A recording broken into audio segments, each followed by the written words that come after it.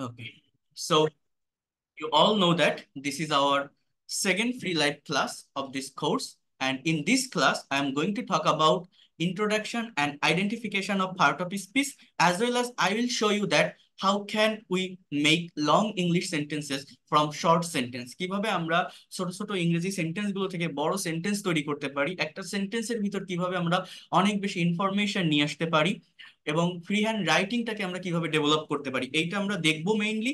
But তার আগে আমাদের পার্ট অফ স্পিচ সম্পর্কে একটু কনসেপ্ট রাখতে হবে। অর্থাৎ পার্ট অফ স্পিচের ডেফিনেশন গুলো জানবো এবং কিভাবে এটাকে আইডেন্টিফাই করতে হয় একটা পার্টিকুলার সেন্টেন্স থেকে, সেটা আমরা শিখবো। এবং এটার বেনিফিট কি, পার্ট অফ স্পিচের আইডেন্টিফিকেশনটা ভালোভাবে জানতে পারলে যে কোনো একটা সেন্টেন্স রিড আউট করে, সেটা যত কঠিন হোক, যত কমপ্লেক্স বা কম্পাউন্ড সেন্টেন্স হোক না কেন, সেটা পড়ার পর আমি তার অ্যাকচুয়াল সেন্স বা থট বা অ্যাকচুয়াল মিনিংটা আমি বের করে নিয়ে আসতে পারবো। এবং যারা admission test, BCS, bank job, বিভিন্ন কম্পিটিটিভ এক্সাম ফেস করেন, প্রত্যেকটা কম্পিটিটিভ এক্সামে দেখবেন কমনলি ইংলিশ থেকে যদি কোশ্চেন আসে, এই identification of part of speech থেকে অবশ্যই অবশ্যই একটা না একটা প্রশ্ন থাকে। তো এটা ভালোভাবে জানতে হয়। আর এই পার্ট অফ স্পিচ সম্পর্কে ক্লিয়ার কনসেপ্ট রাখতে পারলে ইংলিশ গ্রামার নিয়ে আর কোনো ধরনের প্রবলেম হয় না, গ্রামারটা ভালোভাবে ডেভেলপ করা যায়। এইটাকে ইংলিশ ল্যাঙ্গুয়েজের একটা ফাউন্ডেশন বলা যেতে পারে। তো আমি ডিটেলসে বলছি সবকিছু, সবাই একটু মনোযোগ দিয়ে বোঝার চেষ্টা করেন এবং পার্ট অফ স্পিচের এই ইন্ট্রোডাকশন এন্ড আইডেন্টিফিকেশন পার্টটা কমপ্লিট করে আমরা রাইটিং এর ভিতরে মুভ করব। তো here you can see, first of all we have to know the actual definition of part of speech.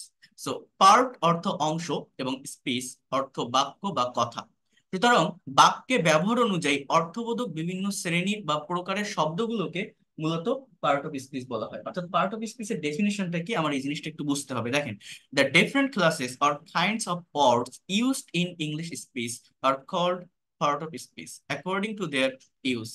অর্থাৎ বিষয়টা কি, দেখেন, যে কোনো ইংলিশ সেন্টেন্স তৈরি করতে গেলে আমার কিসের প্রয়োজন হয়, শব্দ বা বাক্য। অর্থাৎ পার্ট অফ স্পিচ মানে কি, স্পিচ এর পার্ট। অর্থাৎ স্পিচ মানে কি, কথা বা বাক্য। অর্থাৎ আমি মুখ দিয়ে যে কথাগুলো বের করছি, অর্থাৎ একটা বাক্য বা একটা সেন্টেন্স, এই সেন্টেন্সের ডেফিনেশনটা কি, কতগুলো ওয়ার্ড পাশাপাশি বসে যখন মনের ভাবটা সুন্দরভাবে প্রকাশ করে, তাকেই একটা সেন্টেন্স বলা হয়। একটা পার্টিকুলার ইংলিশ সেন্টেন্সের ডেফিনেশন কি, কতগুলো ওয়ার্ড পাশাপাশি বসে যখন একটা কমপ্লিট সেন্স, কমপ্লিট থট বা মনের ভাবটাকে সম্পূর্ণরূপে প্রকাশ করে, তাকে আমরা সেন্টেন্স বলি। অর্থাৎ একটা সেন্টেন্স তৈরি হতে গেলে শব্দ লাগে, ওয়ার্ড লাগে। তো ইংলিশ ল্যাঙ্গুয়েজে ব্যবহৃত প্রতিটা সেন্টেন্সের প্রত্যেকটা ওয়ার্ডের একটা পার্টিকুলার নাম থাকে, এবং এই নামগুলো 8 প্রকার পার্ট অফ স্পিচ থেকে এসে থাকে। ইংলিশ ল্যাঙ্গুয়েজে টোটাল 8 প্রকার পার্ট অফ স্পিচ আছে: noun, pronoun, adjective, verb, adverb, preposition, conjunction, interjection. অর্থাৎ দেখেন, এইখানে একটা সেন্টেন্স দেওয়া আছে, যেমন great, here you can see, great Meena is the only brilliant girl with highest score in the class. এই যে সেন্টেন্সটা আপনারা এই জায়গাটাতে দেখছেন, এই সেন্টেন্সের ভিতর যে ওয়ার্ড গুলো আছে, অর্থাৎ এই যে গ্রেট, এই গ্রেট শব্দটা একটা ইন্টারজেকশন। মিনা, এটা একটা নাউন। ইজ, এটা একটা ভার্ব। দা, এ এন্ড ডি কে আমরা আর্টিকেল বলি, বাট আর্টিকেল নামে কিন্তু পার্ট অফ 8 প্রকার পার্ট অফ স্পিচের যে ক্লাসিফিকেশন, এর ভিতর আর্টিকেল নামে কোনো ওয়ার্ড নেই। তো as a part of speech, মনে করেন এই দা এর নিচে কেউ আন্ডারলাইন করে যদি বলে এটা কোন পার্ট অফ স্পিচ, আর্টিকেল তো বলতে পারবেন না, আর্টিকেল তো কোনো পার্ট অফ স্পিচের নাম না। As a part of speech এটা একটা অ্যাজেক্টিভ, অর্থাৎ আর্টিকেল বা ডিটারমিনার এগুলো অ্যাজেক্টিভের ভিতর থেকেই বের হয়। হ্যাঁ, সো এটা অ্যাজেক্টিভ। দা অনলি, এটা একটা অ্যাডভার্ব। ব্রিলিয়ান্ট গার্ল, এটা একটা অ্যাজেক্টিভ, গার্ল একটা নাউন। উইথ একটা প্রেপোজিশন। হাইয়েস্ট একটা অ্যাজেক্টিভ। স্কোর একটা নাউন। ইন একটা প্রেপোজিশন। দা একটা অ্যাজেক্টিভ। ক্লাস একটা নাউন।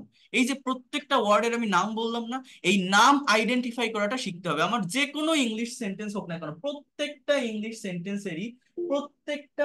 সেন্টেন্সের প্রত্যেকটা ওয়ার্ডেরই একটা নাম থাকে, এবং এই নামগুলো 8 প্রকার এই পার্ট অফ স্পিচ থেকে আসবে। কি কি? Noun, pronoun, adjective, verb, adverb, preposition, conjunction, interjection. আর এই পার্ট অফ স্পিচ গুলো কখনো মুখস্থ রাখা যায় না। অর্থাৎ কখনো আপনি এইভাবে এটাকে নিতে পারবেন না যে এই শব্দটাই এই পার্ট অফ স্পিচ, এভাবে কখনো মুখস্থ করা যায় না। এগুলো সেন্টেন্সের অবস্থান অনুযায়ী হয়, চেহারা অনুযায়ী নয়। মানে বিষয়টা কেমন, মনে করেন, এই জিনিসটা মূলত কি আমি একটু বুঝাই বলি। আমরা প্রত্যেকে মানুষ, right? We are human being.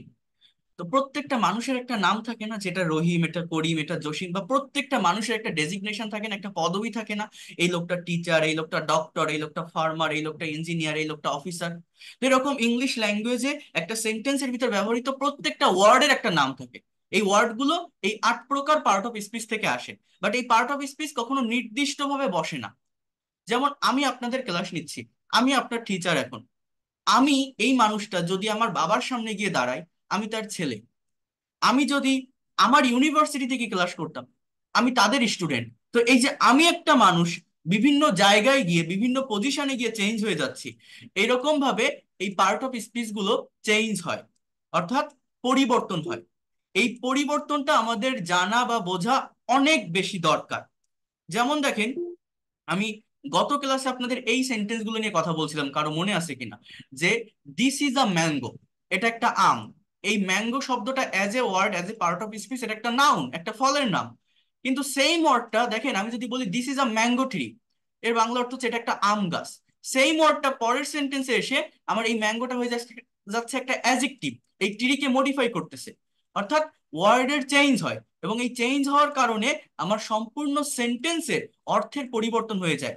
অর্থাৎ এই পার্ট অফ স্পিচ গুলো কখনো ওইভাবে মুখস্থ রাখা যায় না যে এই ওয়ার্ড গুলো এই পার্ট অফ স্পিচ। ইভেন দেখেন, মনে করেন আমি যদি এরকম একটা কথা বলি, আমি যদি বলি TALK, টক। এই টক শব্দটার বাংলা অর্থ কি? কথা বলা। এখন আমি যদি আপনাকে বলি যে বলেন তো এটা কোন পার্ট অফ স্পিচ, তো খোলা চোখে বা এই ওয়ার্ডটাকে দেখেই আপনি এক বাক্যে বলবেন যে এটা একটা verb, right? For example, I talk to him, আমি তার সাথে কথা বলি। আমি তার সাথে কথা বলি, এই টক শব্দটা একটা ভার্ব, কথা বলা, অ্যাকশন দিচ্ছে, কাজ করা বোঝাচ্ছে, সাবজেক্টের পরে আছে। তো এটা একটা ভার্ব। কিন্তু আমি যদি এই সেন্টেন্সটাকে, আমি যদি এইভাবে এই টক ওয়ার্ডটাকে লিখি যে I have a talk with হিম, এই সেন্টেন্সের বাংলা অর্থ হচ্ছে আমার তার সাথে একটা কথা আছে। এই সেন্টেন্সে মেইন ভার্ব হচ্ছে হ্যাভ, এবং এই যে টক যে শব্দটা, এটা একটা নাউন। এর আগে দেখেন এই যে এ আছে, অর্থাৎ আর্টিকেল আছে, মানে as a part of speech এটা একটা অ্যাডজেক্টিভ, সো আর্টিকেলের পরে নাউন বসে। সো এই টক শব্দটা আমার একটা নাউন, এটা কিন্তু ভার্ব না। তো আমি অ্যাজ এ ওয়ার্ড টককে আমি বলছি ভার্ব। ভার্ব কখন হয়? যখন এটা সাবজেক্টের পরে বসতেছে, যখন এটা কাজ করা বোঝাচ্ছে, যখন এটা অ্যাকশন দিচ্ছে, তখন সেইটাকে আমি ভার্ব বলছি। বাট আমি যদি এইটাকে এইখানে বসাই, এটা কিন্তু ভার্ব না। এটা জাস্ট আমার একটা কথা আছে, তার সাথে একটা কথা, জাস্ট একটা অ্যাজ এ ওয়ার্ড আমার এখানে বসাতে হচ্ছে, কোনো অ্যাকশন দিচ্ছে না, কোনো কাজ করা বোঝাচ্ছে না। তো এই টক শব্দটা এখানে একটা নাউন। ইভেন আমি আপনাদের এই বিষয়টাও বলছিলাম, মনে করেন আমি একটা ওয়ার্ড বলি, বোঝার চেষ্টা করেন। দেখেন একই ওয়ার্ড কিভাবে পার্ট অফ স্পিচের পরিবর্তন হয়ে সম্পূর্ণ সেন্টেন্সের, আমাদের ভোকাবুলারিটাও ম্যান্ডেটরি না। আপনার যদি ভোকাবুলারি সম্পর্কে ক্লিয়ার কনসেপ্ট নাও থাকে, বাট পার্ট অফ স্পিচ যদি আপনি ভালোভাবে আইডেন্টিফাই করতে পারেন, যে কোনো সেন্টেন্সের অ্যাকচুয়াল মিনিং বা থট বোঝা যায়। বাট আপনি ভোকাবুলারি জানেন কিন্তু পার্ট অফ স্পিচ আইডেন্টিফাই করতে পারেন না, আপনি কখনোই একটা সেন্টেন্সের সঠিক অর্থ বের করতে পারবেন না। একটু কমপ্লেক্স বা একটু জটিল সেন্টেন্স হলে আপনি সেটা পারবেন না। মনে করেন আমি একটা ভার্ব লিখলাম, STEAL, স্টেল। এই ওয়ার্ডটার বাংলা অর্থ কি জানেন? স্টেল মানে চুরি করা, এটা একটা ভার্ব। প্রত্যেকটা ভার্বের 5টা ফর্ম থাকে, আপনারা জানেন। ফর এক্সাম্পল, স্টেলের পাস্ট ফর্ম হচ্ছে স্টোল, এর পাস্ট পার্টিসিপল ফর্ম হচ্ছে স্টোলেন। স্টোলেন এটাকে ভার্বের পাস্ট পার্টিসিপল ফর্ম বলা হয়। এর প্রেজেন্ট পার্টিসিপল ফর্ম হচ্ছে স্টেলিং। আরেকটাকে বলা হয় থার্ড পারসন ফর্ম বা V5, এটা প্রেজেন্ট ইনডিফিনিট টেন্সে subject third person singular number হলে বসে, এরকম স্টেলস।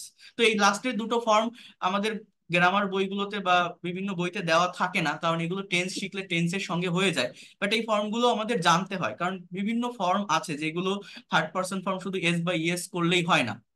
যেমন মনে করেন, আমি যদি বলি স্টেলস, এটাকে আমি বলছি subject third person singular number হলে হ্যাভ ভার্বের ক্ষেত্রে আমার কিন্তু এরকম হ্যাভস বসে না, HAVES, হ্যাভস বসে না। হ্যাভের থার্ড পারসন ফর্ম হচ্ছে হ্যাজ। তো এই জন্য এই V5 ফর্মটাকেও আমার জানতে হয়। এই জিনিসটা বোঝেন? মনে করেন আমি যদি বলি এই হ্যাভ মানে আছে, এর পাস্ট ফর্ম হচ্ছে হ্যাড, এর পাস্ট পার্টিসিপল ফর্মও হ্যাড, এর এর প্রেজেন্ট পার্টিসিপল ফর্ম হচ্ছে হ্যাভিং। এখন আমি কি থার্ড পারসন ফর্ম এরকম হ্যাভস বলি? মনে করেন আমি যদি বলি যে আমার একটা গাড়ি আছে, আই হ্যাভ আ কার। এখন আমি যদি বলি তার একটা গাড়ি আছে, আমি যদি বলি যে সে সে টাকা চুরি করে, দেখেন হি STEAL, হি স্টেলস মানি, সে টাকা চুরি করে। Subject third person singular number, present indefinite tense, এই জন্য এই ভার্বের সাথে এস বা ইএস বসে, এটা নিয়ম প্রেজেন্ট টেন্সের, প্রেজেন্ট ইনডিফিনিট টেন্সের। এখন এই আমি যদি এই আই না দিই, এখানে যদি আমি হি দিই, তাহলে কি আমি এই হ্যাভস দিব? এটা কিন্তু হয় না। এই হ্যাবের একটা থার্ড পারসন ফর্ম আছে V5, এটা হচ্ছে হ্যাজ।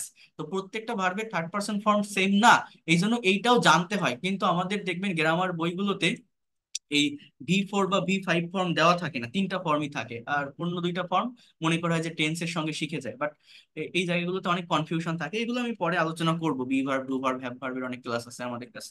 তো যেটা আমি বলছিলাম আর কি, দেখেন এই যে একটা ভার্ব আমি লিখলাম যে স্টেল মানে চুরি করা, দেখেন এই ভার্বটাকে আমি যদি ডিফারেন্ট পার্ট অফ স্পিচে ইউজ করি, তাহলে কিভাবে অর্থের চেঞ্জ হয়ে যায়, কথাটা একটু বোঝেন। আমি যদি বলি হি ইজ স্টেলিং মানি, আমার কথাটা বোঝেন। এই সেন্টেন্সটার বাংলা অর্থ হচ্ছে সে টাকা চুরি করছে। প্রেজেন্ট কন্টিনিউয়াস টেন্স, ইজটা অক্সিলারি ভার্ব, স্টেলিংটা মেইন ভার্ব, এবং এখানে কাজ করা বোঝাচ্ছে, অ্যাকশন দিচ্ছে, সে টাকা চুরি করছে। এই স্টেলিং শব্দটা কি? ভার্ব। আবার আমি যদি বলি he has stolen money, stolen money এর বাংলা অর্থ কি? সে টাকা চুরি করেছে। এটা প্রেজেন্ট পারফেক্ট টেন্সের একটা সেন্টেন্স, হ্যাজ স্টোলেন ভার্বের পাস্ট পার্টিসিপল ফর্ম, সে টাকা চুরি করেছে। তো এটাও আমার ভার্ব, অ্যাকশন দিচ্ছে। কিন্তু দেখেন আমি যদি এই স্টেলিং বা স্টোলেনকে আমি যদি এইভাবে বলি যে stealing is a bad habit, এই সেন্টেন্সটার বাংলা অর্থ কি জানেন? চুরি করা একটা খারাপ অভ্যাস। এটা কিন্তু কোনো কন্টিনিউয়াস টেন্স না, এটা জাস্ট প্রেজেন্ট ইনডিফিনিট টেন্সের একটা সেন্টেন্স, এবং এই ইজটাই এখানে মেইন ভার্ব, অর্থাৎ বি ভার্বের একটা সেন্টেন্স। এবং এই স্টেলিংটা, এটাকে বলা হয় জিরান্ড, as a part of speech, এটা একটা নাউন। আবার দেখেন আমি যদি এইভাবে একটা সেন্টেন্স বলি, I saw a boy stealing মানি, এই সেন্টেন্সটার বাংলা অর্থ কি জানেন? আমি একটা ছেলেকে টাকা চুরি করতে দেখেছিলাম। আমি, এই সেন্টেন্সের সাবজেক্টের পরে সি এর পাস্ট ফর্ম স, এই সটা হচ্ছে মেইন ভার্ব। আর এই যে স্টেলিংটা, এটা নন ফাইনাইট ভার্ব। ভার্ব প্রধানত দুই প্রকার, ফাইনাইট বা non finite. Non finite verb সবসময় সাবজেক্ট থেকে দূরে বসে। তো as a part of speech, এই ওয়ার্ডটা, এটা ভার্বের প্রেজেন্ট পার্টিসিপল ফর্ম, বাট এটা কিন্তু কোনো কন্টিনিউয়াস টেন্সের সেন্টেন্স না, এটা কিন্তু পাস্ট ইনডিফিনিট টেন্সের একটা সেন্টেন্স, বাট ভার্বের কন্টিনিউয়াস ফর্ম বসছে। বাট এইটা দেখে কিন্তু আমি কোনো টেন্স আইডেন্টিফাই করতে পারবো না। টেন্স তখনই হয় যখন এইগুলোর আগে am, is, are, was, were, shall be, will be বসে, কিন্তু সেরকম কোনো কিছু না। জাস্ট ভার্ব প্লাস আইএনজি যুক্ত একটা শব্দ একা একা এখানে বসতেছে। তো এইটা ভার্বের প্রেজেন্ট পার্টিসিপল ফর্ম, এই বয়টাকে মডিফাই করতে, যে ছেলেটাকে কি অবস্থায় দেখেছিলাম, কি করতেছিল, টাকা চুরি করতেছিল। তো এই স্টেলিং শব্দটা একটা adjective, as a part of speech এটা একটা অ্যাজেক্টিভ। তো একই ওয়ার্ড, দেখেন আমার কিন্তু চেঞ্জ হয়ে যাচ্ছে। এই স্টেলিংটা, এই স্টেলিং দিয়ে যে সেন্টেন্সটা আমি করলাম, এইটা আমার ভার্ব, হি ইজ স্টেলিং মানি, সে টাকা চুরি করছে। আবার stealing is a bad habit, চুরি করা একটা খারাপ অভ্যাস। এই যে স্টেলিং, বা আমি যদি এটাও দেই যে stealing money is a bad habit, টাকা চুরি করা একটা খারাপ অভ্যাস। তো এই যে স্টেলিং, এটা একটা নাউন। আবার I saw A boy stealing মানি, আমি একটা ছেলেকে টাকা চুরি করতে দেখেছিলাম। যে এই স্টেলিংটা একটা adjective as a part of speech. Spelling কিন্তু একই, একই ওয়ার্ড, বাট তিনটা সেন্টেন্সের মিনিং, তিনটা সেন্টেন্সের যে বাংলা অনুবাদ ভিন্ন, শুধুমাত্র পার্ট অফ স্পিচের চেঞ্জ হওয়ার কারণে। আবার দেখেন এই যে হ্যাজ স্টোলেন লিখলাম না, সে টাকা চুরি করেছে, এটাকেও আমরা এইভাবে বসাতে পারি, খেয়াল করেন। আমি যদি বলি যে দ্য পুলিশ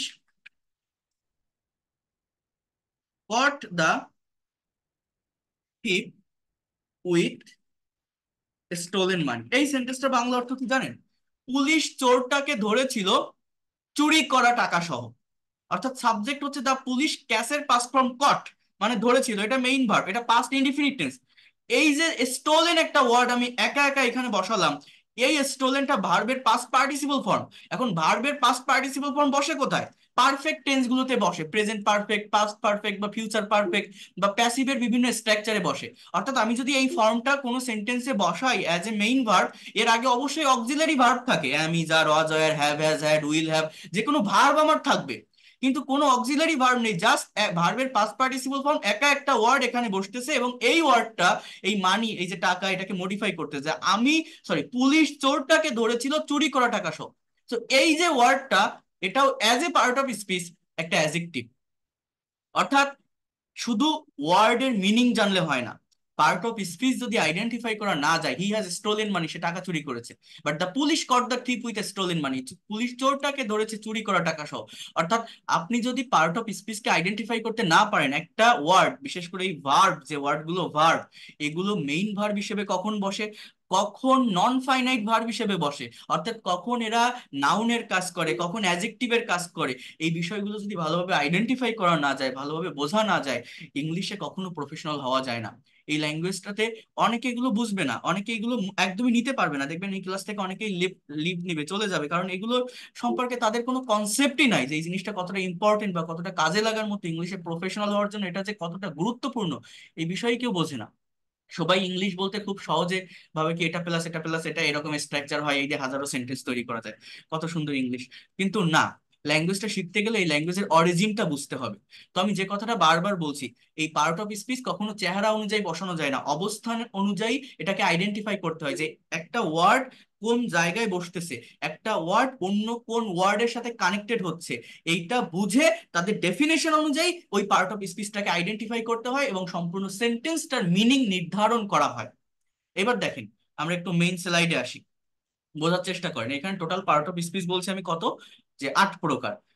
আমরা জাস্ট ডেফিনেশনটা একটু দেখি, আমাদের মেইন কাজ হচ্ছে আইডেন্টিফাই করাটা। এই প্রত্যেকটা পার্ট অফ স্পিচে ডিটেলস ক্লাস আছে, আমার এই কোর্সেও আছে, তো আমি সেটা পরে দেখাবো। আমরা জাস্ট আজকে একটু ডেফিনেশনটা দেখি। ডেফিনেশন কি দেখেন, নাউন, যে ওয়ার্ড দ্বারা কোনো ব্যক্তি, বস্তু, প্রাণী, স্থান, গুণ, অবস্থা প্রভৃতির নাম বোঝায় তাকে নাউন বলে।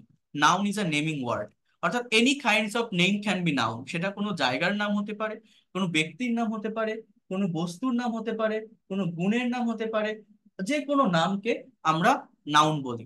যেমন Rehana, Dhaka, girl, army, salt, Bangladesh, Rahim, Karim, honesty, kindness, যে কোনো ওয়ার্ডই নাউন। মানে পৃথিবীর সমস্ত ওয়ার্ডই as a part of speech noun. এখন আপনি বলতে পারেন সবই যদি নাউন হয় তাহলে অন্য পার্ট অফ স্পিচ গুলো কি হয়, মানে কিভাবে আইডেন্টিফাই করা হয়? অন্যান্য পার্ট অফ স্পিচ গুলো সেন্টেন্সে কোন জায়গায় বসতেছে, তার অবস্থানটা কোথায়, কোন ওয়ার্ডের সঙ্গে কানেক্টেড হচ্ছে, সেইটার উপর ডিপেন্ড করে এবং সেই পার্ট অফ স্পিচটার ডেফিনেশনের উপর নির্ভর করে কিন্তু আমার আইডেন্টিফাইটা করা হয়ে থাকে। অ্যাজ এ ওয়ার্ড সমস্ত ওয়ার্ডই কিন্তু মূলত নাউন বা নাম, তাই না? এখন দেখেন, প্রোনাউন জিনিসটা কি, আমি আরো বলছি এই জিনিসগুলোকে, আরো ডিটেলসে বলছি, একটু ওয়েট করেন। প্রোনাউন জিনিসটা কি, নাউন বা নাউন ইকুইভ্যালেন্টের পরিবর্তে যে সকল ওয়ার্ড ব্যবহৃত হয় তাদেরকে প্রোনাউন বলে। A pronoun is a substituting word for noun আর নাউন ইকুইভ্যালেন্ট। অর্থাৎ I, we, you, he, she, they are the pronoun.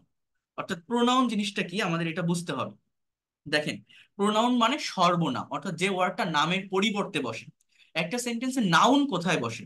সেন্টেন্সের শুরুতে সাবজেক্টের স্থানে অথবা ভার্বের পর অবজেক্টের স্থানে আমার মূলত নাউন বসে থাকে। ওই নাউনের পরিবর্তে যে ওয়ার্ডটাকে ইউজ করতে হয় সেটাকে প্রোনাউন বলে। তার মানে প্রোনাউনও সেন্টেন্সের শুরুতে বা ভার্বের পরে অবজেক্টের স্থানে বসে। এবং এই প্রোনাউনটার উৎপত্তি কিভাবে জানেন? দেখেন, সবকিছু প্র্যাকটিক্যালি বুঝতে হয়। ইংলিশ এটা একটা ভাষা, একটা ল্যাঙ্গুয়েজ, তাই না? এবং এই ভাষাটা মূলত ইংরেজদের থেকে আসে, ব্রিটিশদের থেকে আসে। তো ইংরেজরা বা ব্রিটিশরা রিডান্ডেন্সি পছন্দ করে না। রিডান্ডেন্সি মানে কি জানেন? আমার এই কথাগুলো একটু শোনেন, এগুলো খুবই ইম্পর্টেন্ট। রিডান্ডেন্সি মানে হচ্ছে দ্বিরুক্তি।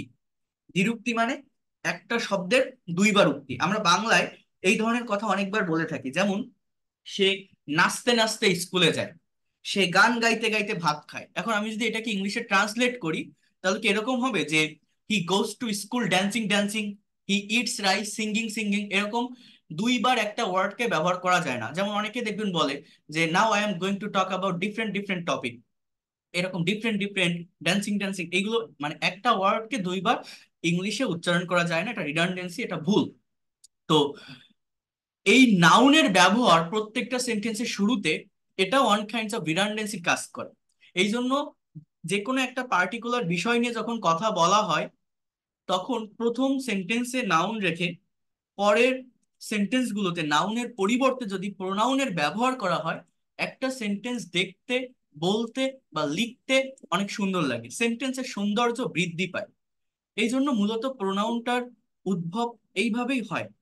অর্থাৎ আমি যদি বলি রহিম ইজ আ স্টুডেন্ট, আবার আমি যদি বলি রহিম গোস টু স্কুল রেগুলারলি, আবার আমি যদি বলি রহিম রিডস ইন ক্লাস 10, আবার আমি যদি বলি Rahim is a very brilliant student. এই প্রত্যেকটা সেন্টেন্সের শুরুতে রহিম না বলে ফার্স্টের সেন্টেন্সটাতে রহিম রেখে বাকি সেন্টেন্স গুলোতে যখন আমি সেই রহিমকে নিয়েই কথা বলছি, ওই নামটাকে ব্যবহার না করে ওর পরিবর্তে যদি সর্বনামের ব্যবহার করি, হি এর ব্যবহার করি, আমরা সেটাকেই প্রোনাউন বলে জানি, তাই না? এবং এটা ব্যবহার করলে কি হয়, এটা ব্যবহার করলে একটা সেন্টেন্স দেখতে, বলতে বা লিখতে সুন্দর লাগে। ইভেন রিডান্ডেন্সির প্রবলেমটা দূর হয়। আমি এটা নিয়ে আরো একটু বলবো, একটু ওয়েট করেন। এর পরেরটাতে আমরা একটু আসি, দেখেন অ্যাজেক্টিভ। এই অ্যাজেক্টিভ জিনিসটা কি? যে ওয়ার্ড কোনো নাউন বা প্রোনাউনের দোষ, গুণ, অবস্থা, সংখ্যা, পরিমাণ ইত্যাদি প্রকাশ করে তাকে অ্যাজেক্টিভ বলে। অ্যাজেক্টিভ মূলত নাউন বা প্রোনাউনকে মডিফাই বা কোয়ালিফাই করে। অর্থাৎ অ্যাজেক্টিভের কাজটা কি? একটা সেন্টেন্সের যে নাউন বা প্রোনাউন থাকে সেইটা সম্পর্কে অতিরিক্ত তথ্য দেয় বা ইনফরমেশন দেয়। যেমন দেখেন, this is a nice pen, এটা একটা সুন্দর কলম। এই পেনকে মডিফাই করছে নাইস শব্দটা, এটা একটা adjective. She is a beautiful lady, সে একজন সুন্দরী মহিলা। এই লেডিকে মডিফাই করছে বিউটিফুল ওয়ার্ডটা, সেটা একটা অ্যাডজেক্টিভ। এখন এই জায়গাটাতে আমি একটা বিষয় আপনাদেরকে একটু ক্লিয়ার করে বলি। দেখেন, আমাদের ইংলিশ ল্যাঙ্গুয়েজে এই যে 8 প্রকার পার্ট অফ স্পিচের কথা আমি বলছি না, যে টোটাল পার্ট অফ স্পিচ আছে আমাদের 8 প্রকার। এটাই তো বললাম যে noun, pronoun, adjective, verb, adverb, preposition, conjunction, interjection. এই 8 প্রকার পার্ট অফ স্পিচের ভিতর আমাদের মেইন পার্ট অফ স্পিচ কোনটা জানেন? একদম জিস্ট, মানে কোন পার্ট অফ স্পিচ গুলো না হলে আমরা একটা মিনিমাম সেন্টেন্স তৈরি করতে পারবো না। এটা হচ্ছে নাউন, প্রোনাউন আর ভার্ব। একটা কমপ্লিট সেন্টেন্স তৈরি করতে গেলে আপনার অবশ্যই নাউন, প্রোনাউন আর ভার্ব এদেরকে নিতে হবে। আর বাকি যে পার্ট অফ স্পিচ গুলো থাকে, সেটা অ্যাডজেক্টিভ হোক, অ্যাডভার্ব হোক, প্রেপোজিশন, কনজাংশন বা ইন্টারজেকশন, এগুলো হচ্ছে সেন্টেন্সের বাড়তি অংশ। এরা একটা সেন্টেন্সে এই নাউন, প্রোনাউন আর ভার্বকে নিয়ে কাজ করে, এদেরকে মডিফাই করে, এদেরকে বিশেষায়িত করে, এদের সম্পর্কে অতিরিক্ত ইনফরমেশন দেয়। এদেরকে যদি আপনি নাও বসান তাও একটা সেন্টেন্স থাকে, কিন্তু নাউন, প্রোনাউন আর ভার্বকে বাদ দিয়ে একটা সেন্টেন্স তৈরি করা যায় না। অর্থাৎ আমি যদি বলি, দেখেন, আমি যদি এরকম একটা কথা বলি, এগুলো গতকাল আপনাদের এগুলো শিখিয়েছিলাম তাই না? আচ্ছা, আমি যদি এরকম একটা কথা বলি যে আহ শি ইজ গার্ল, সে হয় মেয়ে। দেখেন, এই 3টা ওয়ার্ডের একটা ওয়ার্ড আপনি বাদ দেন, আপনার কি সেন্টেন্স থাকবে? শি বাদ দিলে সেন্টেন্স থাকবে, ইজ বাদ দিলে থাকবে, গার্ল বাদ দিলে থাকবে। শিটা প্রোনাউন, ইজটা ভার্ব, গার্লটা নাউন। তো শি ইজ আ গার্ল, সে একটা মেয়ে। এই এটা কি? অ্যাজেক্টিভ। কেন অ্যাজেক্টিভ? এই গার্লকে মডিফাই করছে, যে সে একটা মেয়ে। অর্থাৎ অ্যাজেক্টিভের ডেফিনেশন কি? যে ওয়ার্ড নাউন বা প্রোনাউনের দোষ, গুণ, অবস্থা, সংখ্যা, পরিমাণ বোঝায়, অর্থাৎ গার্ল বা নাউনের সংখ্যা বোঝাচ্ছে। তাহলে as a part of speech এই এটা কি? একটা অ্যাডজেক্টিভ। আবার আমি যদি বলি she is a beautiful girl, অর্থাৎ এই বিউটিফুল শব্দটা কি? এটাও আমার অ্যাডজেক্টিভ। কারণ কি? এটাও ওই গার্লকে মডিফাই করতেছে। তার মানে এই বিউটিফুল আমার কিন্তু বাড়তি অংশ। একটা সেন্টেন্সকে আমি একটু মডিফাই করলাম, আমি নাউনকে একটু বাড়িয়ে বললাম, বলে কি হলো? সেন্টেন্সটা দেখতে সুন্দর লাগলো, সেন্টেন্সের ভিতরে এক্সট্রা একটা ইনফরমেশন আসলো, এবং এইটাকে আমি বলছি অ্যাডজেক্টিভ। এখন এটা যদি আপনি নাও বসাতেন, আপনার কিন্তু সেন্টেন্স থাকতো, অর্থ থাকতো। কিন্তু আপনি ইসটাকে বাদ দিলে কি সেন্টেন্স কোনো অর্থ থাকবে? গাল বাদ দিলে অর্থ থাকবে? শি বাদ দিলে থাকবে? থাকবে না। আবার আপনি যদি বলেন she is a very beautiful girl, সে সুন্দরী মেয়ে, সে খুব সুন্দরী মেয়ে, এই ভেরি শব্দটা আবার বিউটিফুল কে মডিফাই করে। অ্যাডজেক্টিভ কে মূলত অ্যাডভার্ব মডিফাই করে থাকে। তো এই ভেরি শব্দটা as a part of speech এটা একটা অ্যাডভার্ব। এখন আপনি যদি এই এ, ভেরি বা বিউটিফুল এগুলো যদি নাও বসাতেন, আপনার কিন্তু সেন্টেন্সের একটা অর্থ থাকতো। বাট এগুলো বসিয়ে কি হলো? সেন্টেন্সটা সুন্দর একটা অর্থ দিতে পারে, সেন্টেন্সটা একটু বড় হয়, সেন্টেন্সের ভিতরে একটু ইনফরমেশন আছে, সেন্টেন্সের নাউন বা প্রোনাউনকে একটু মডিফাই বা বিশেষায়িত করা হয়। কিন্তু মেইনলি একটা সেন্টেন্স তৈরি করতে কি লাগে? একটা সেন্টেন্সের মেইন মানে জিস্ট যেটা, সেটা কি? নাউন, প্রোনাউন আর ভার্ব। আর এই নাউন বা প্রোনাউন সাবজেক্ট বা অবজেক্টের স্থানে থাকে, ভার্ব সাবজেক্টের পরেই থাকে। নাউন বা প্রোনাউনকে মূলত অ্যাডজেক্টিভ মডিফাই করে, ভার্বকে অ্যাডভার্ব মডিফাই করে, প্রেপোজিশন ও নাউন বা প্রোনাউনকে মডিফাই করে থাকে। অর্থাৎ নাউন বা প্রোনাউনের পূর্বেই প্রেপোজিশন বসে, নাউন বা প্রোনাউন না থাকলে সেখানে কখনো প্রেপোজিশন হয় না। কনজাংশন, এরা আলাদা দুটো ওয়ার্ড, সেন্টেন্স বা ক্লজকে কানেক্ট করে। আর ইন্টারজেকশন এটা জাস্ট আলাদা একটা পার্ট, এটা অন্যান্য ওয়ার্ডের সঙ্গে ওইভাবে কানেক্টেড হয় না। তো যাই আমি বলি না কেন, আমার এই 8 প্রকার পার্ট অফ স্পিচের ভিতর মেইন পার্ট অফ স্পিচ হচ্ছে নাউন, প্রোনাউন আর ভার্ব। আর বাকিগুলো সবই এদেরকে নিয়ে কাজ করে, এদেরকে মডিফাই করে। আরো দেখাচ্ছি আমি ডিটেলস, একটু ওয়েট করেন। এরপর দেখেন অ্যাডভার্ব। আমাদের আজকের যে ক্লাসটা বা আমি আপনাদের ওই যে বিষয়টার কথা আমি বললাম যে ফ্রি হ্যান্ড রাইটিং এর যে ডেভেলপমেন্টটা বা যেটা আমি দেখাতে চেয়েছি মূলত, সেটা এই অ্যাডভার্বকে নিয়েই মেইন কাজ। তো এই অ্যাডভার্ব নিয়ে আমি ডিটেলসে কথা বলবো, একটু ওয়েট করেন। তারপরে এখানে একটু দেখি। দেখেন, যে ওয়ার্ড সাধারণত নাউন, প্রোনাউন এবং ইন্টারজেকশন ব্যতীত যে কোনো পার্ট অফ স্পিচ বা ফ্রেজ বা কোনো সেন্টেন্সকে মডিফাই বা বিশেষায়িত করে তাকে অ্যাডভার্ব বলে। Add plus verb equal to adverb. Adverb প্রধানত ভার্বকে মডিফাই বা বিশেষায়িত করে। এক কথায় ভার্বকে বাড়িয়ে কিছু বলাটাই হচ্ছে অ্যাডভার্ব। অর্থাৎ অ্যাজেক্টিভের সঙ্গে এটাকে কম্পেয়ার করেন। অ্যাজেক্টিভ কি করে? অ্যাজেক্টিভ একটা সেন্টেন্সের নাউন বা প্রোনাউনকে মডিফাই করে, নাউন বা প্রোনাউনকে বাড়িয়ে বলে, নাউন প্রোনাউন সম্পর্কে অতিরিক্ত তথ্য দেয়। আর অ্যাডভার্ব কখনো নাউন প্রোনাউনকে নিয়ে কাজ করবে না, অ্যাডভার্ব মূলত ভার্বকে নিয়ে কাজ করে, ভার্ব সম্পর্কে অতিরিক্ত ইনফরমেশন দেয়, ভার্বকে বাড়িয়ে বলে। কিন্তু একটা অ্যাডভার্ব অন্য আরেকটা অ্যাডভার্বকে মডিফাই করতে পারে, অর্থাৎ নিজেকে নিজে মডিফাই করতে পারে। ইভেন একটা অ্যাডজেক্টিভকে, একটা প্রেপোজিশনকে, হোল সেন্টেন্সকেও মডিফাই করতে পারে। অ্যাডভার্ব অনেক বড় একটা জায়গা দখল করে এই ইংলিশ ল্যাঙ্গুয়েজে। আমি দেখাবো, এখনই আপনাদেরকে দেখাবো এটার প্র্যাকটিক্যাল ব্যবহারটা। বাট যেটা মেইনলি বলছি, অ্যাডভার্ব কখনো নাউন বা প্রোনাউনকে মডিফাই করবে না, নাউন বা প্রোনাউনের জন্য বসবে না। এই যে কথাগুলো আমি বলছি, এই আলোচনাগুলো আমি করছি, এটা শিখতে হয়, এটা জানতে হয়। এটা জানতে পারলে একটা সেন্টেন্সে একটা ওয়ার্ডের সঙ্গে আরেকটা ওয়ার্ডের যে কানেকশন, এটা খুব ভালোভাবে বোঝা যায়। দেখেন, panther can run fast. Panther মানে চিতাবাঘ, এটা সাবজেক্ট, একটা নাউন। ক্যান এটা একটা মডাল ভার্ব, রান এটা মেইন ভার্ব, অর্থাৎ চিতাবাঘ দৌড়াতে পারে। এইবার সে কেমন দৌড়ায়, তার দৌড়ানোর ধরনটা কেমন, সে দ্রুত দৌড়ায়, চিতাবাঘ দ্রুত দৌড়ায়। সেই যে ফার্স্ট যে শব্দটা, এটা একটা অ্যাডভার্ব, এই রানকে মডিফাই করছে, রান যে ভার্বটা এটাকে মডিফাই করছে ফার্স্ট শব্দটা। সো এই অ্যাডভার্ব মূলত ভার্বকেই মডিফাই করে। কিন্তু কি করে দেখেন, Sushma is a very beautiful girl. Sushma আমার এটা নাউন, ইজ ভার্ব, গার্ল এটাও আমার নাউন। এই গার্লকে মডিফাই করছে বিউটিফুল শব্দটা, যে সে মেয়ে, সে সুন্দরী মেয়ে, সেই বিউটিফুল শব্দটা আমার অ্যাডজেক্টিভ। আবার এই বিউটিফুল কে মডিফাই করছে ভেরি শব্দটা, যে সে সুন্দরী মেয়ে, সে সুন্দরী, সে খুব সুন্দরী। অর্থাৎ এই অ্যাডভার্ব অ্যাডজেক্টিভকে মডিফাই করতে পারে। আবার অ্যাডভার্ব প্রেপোজিশনকে মডিফাই করে, যেমন the fan is moving exactly over our head. ফ্যানটা ঠিক আমাদের মাথার উপর দিয়ে ঘুরছে। এই যে ওভার যে ওয়ার্ডটা as a part of speech, এটা কিন্তু একটা প্রেপোজিশন। এইটাকে মডিফাই করছে এক্স্যাক্টলি শব্দটা, যে ফ্যানটা আমাদের মাথার উপর দিয়ে ঘুরছে, একদমই মাথার উপর দিয়ে ঘুরছে, ঠিক মাথার উপর দিয়ে ঘুরছে। তো এটাকেও বলা হয় অ্যাডভার্ব। তো এরপর দেখেন, আমি আরেকটু বলি, বোঝার ট্রাই করেন। এই অ্যাডভার্ব নিয়ে আরো ডিটেলস আমি কথা বলছি, adverb of place, adverb of manner, adverb of time, adverb of reason, adverb of frequency, অনেক কিছু আছে ভিতরে, আমি সেটা নিয়ে বলতেছি। বাট তার আগে আমরা এগুলোকে একটু শেষ করি। দেখেন, প্রিপোজিশন, প্রি শব্দের অর্থ পূর্বে এবং পজিশন শব্দের অর্থ অবস্থান। যে সকল শব্দ নাউন বা প্রোনাউনের পূর্বে বসে তাকে প্রিপোজিশন বলে। প্রিপোজিশন একটি সেন্টেন্স বা বাক্যের অলংকার। অলংকার যেমন একজন মানুষের সৌন্দর্য বাড়িয়ে দেয়, তেমনি ভাবে প্রিপোজিশন ব্যবহারের মাধ্যমে বাক্যের সৌন্দর্য বেড়ে যায়। এই প্রিপোজিশনের উপর ডিটেলস ক্লাস আমার এই ফ্রি কোর্সের ভিতরে আছে। আমি যে ফ্রি ক্লাসগুলো আপনাদের নিচ্ছি না, এটা তো একটা কোর্সের মতো করেই নিচ্ছি। আমার 7th বা 6th ফ্রি লাইভ ক্লাসে এই প্রেপোজিশনকে ডিটেলসে আমি দেখাই। অর্থাৎ যাদের প্রেপোজিশনের ব্যবহার নিয়ে প্রবলেম আছে, কারণ দেখেন, আপনি ইংলিশে যে কোনো সেন্টেন্স বলতে যান বা লিখতে যান, কমনলি আপনাকে কিন্তু প্রেপোজিশনের ব্যবহার করতে হয়। আর প্রেপোজিশনের সঠিক ব্যবহার না জানলে একটা পারফেক্ট সেন্টেন্স তৈরি করা যায় না। কেন জানেন? এই প্রেপোজিশন একটা অর্নামেন্ট বা অলংকার হিসাবে কাজ করে। অর্থাৎ একটা মেয়েকে আপনি যদি সুন্দরভাবে সাজান, অর্থাৎ সিনেমার নায়িকাদের সাজায় না, বা এক নতুন বউ আপনি হাতে চুড়ি, কানের দুল, নাকের নোলক, গয়নাগাটি পরালে দেখতে যেমন সুন্দর লাগে, একটা ছেলেকে আপনি যদি কোট, বুট, শার্ট, টাই পরান দেখতে যেমন সুন্দর লাগে, একটা সেন্টেন্স আপনি যদি প্রেপোজিশনের ব্যবহার করেন তাহলে সেন্টেন্সের অর্থের সৌন্দর্য বেড়ে যায়। অর্থাৎ প্রেপোজিশন একটা সেন্টেন্সকে ডেকোরেট করে, অলংকৃত করে, সাজ সজ্জিত করে। প্রেপোজিশন একটা সেন্টেন্সকে গর্জিয়াস করে তোলে। এবং এরা বসে কোথায়, এদের প্লেসটা কোথায়? নাউন অথবা প্রোনাউনের আগে মূলত প্রেপোজিশন বসে থাকে। অর্থাৎ নাউন প্রোনাউন না থাকলে কিন্তু প্রেপোজিশন আমার হবে না। সেই বিষয়টা আমাকে বুঝতে হবে, এটাও আমি দেখাবো ডিটেলসে।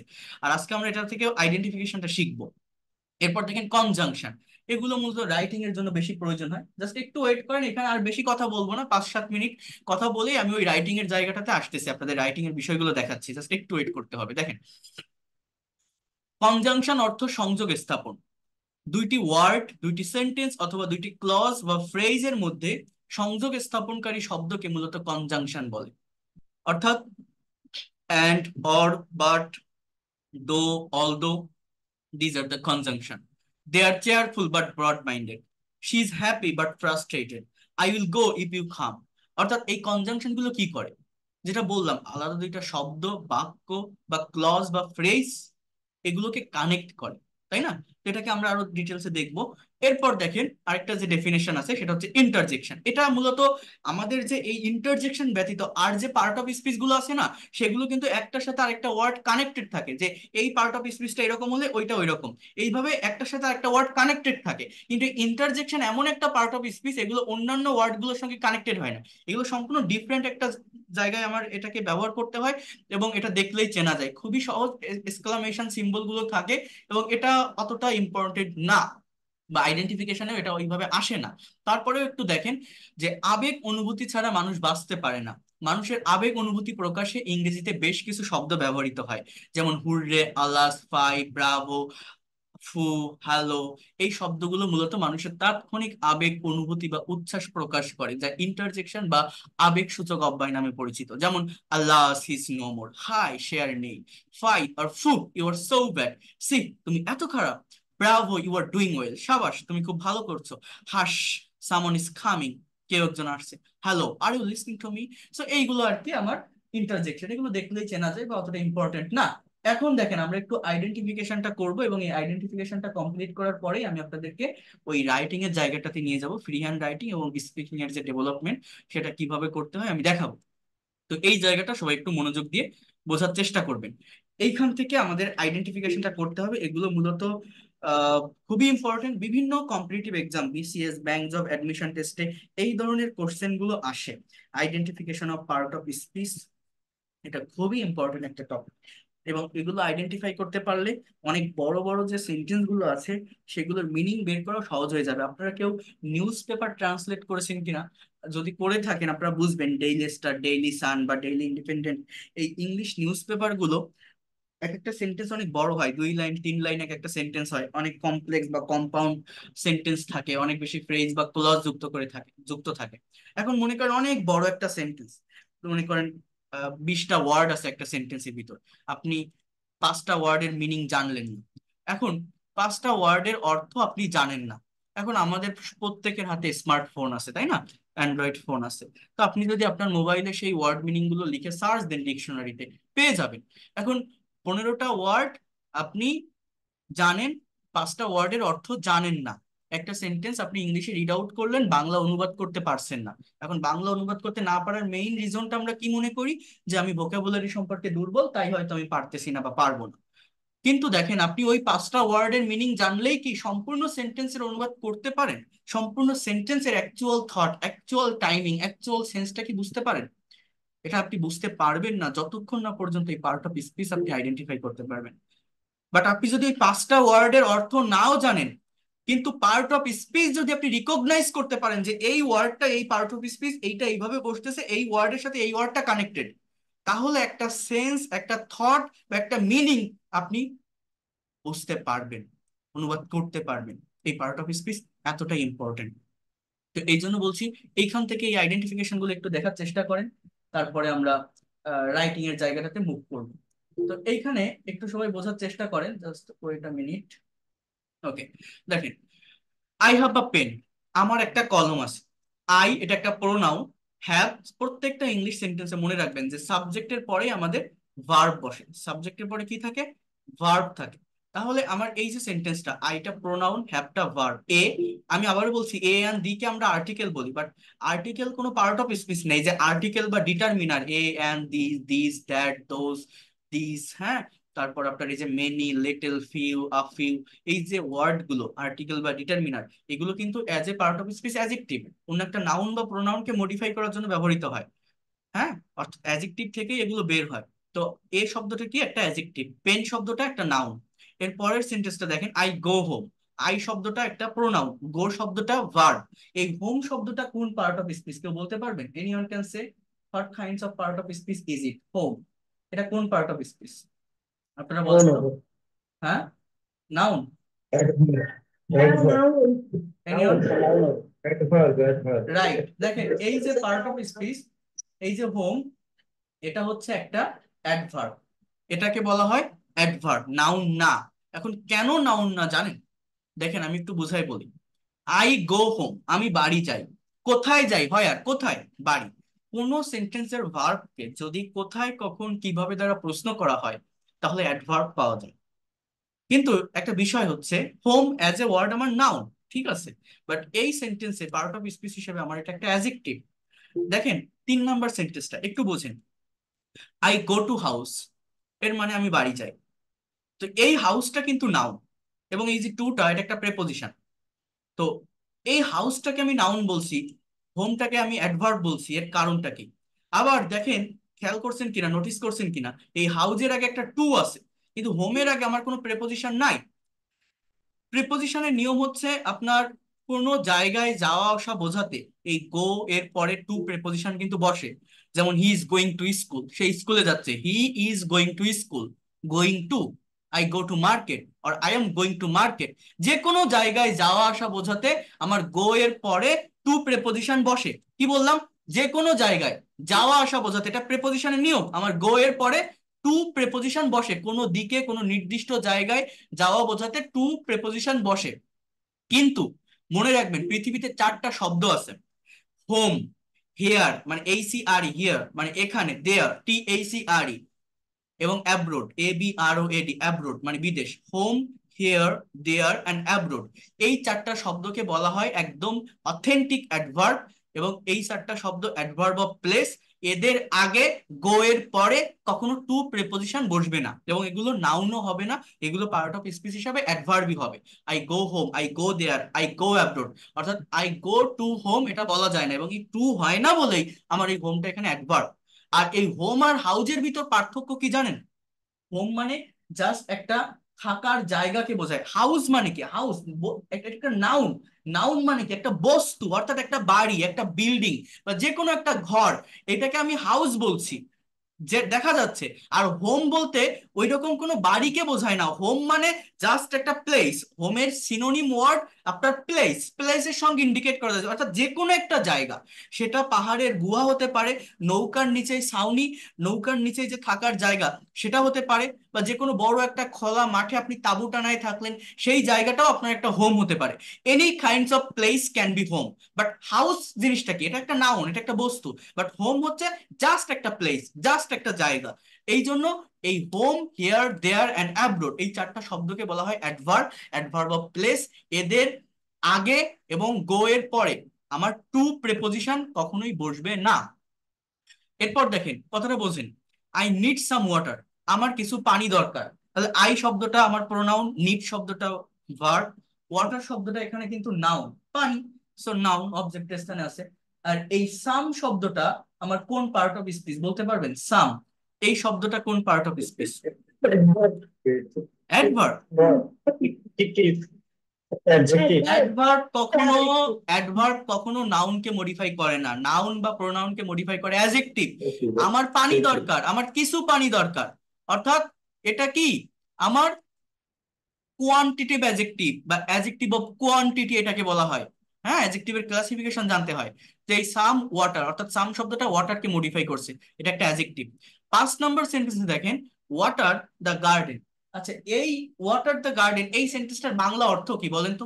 বলতে পারবেন এই সেন্টেন্সটার বাংলা অর্থ কি, বাংলা মিনিং? বাগানে পানি দাও, বাগানে পানি দাও, বাগানে পানি দাও।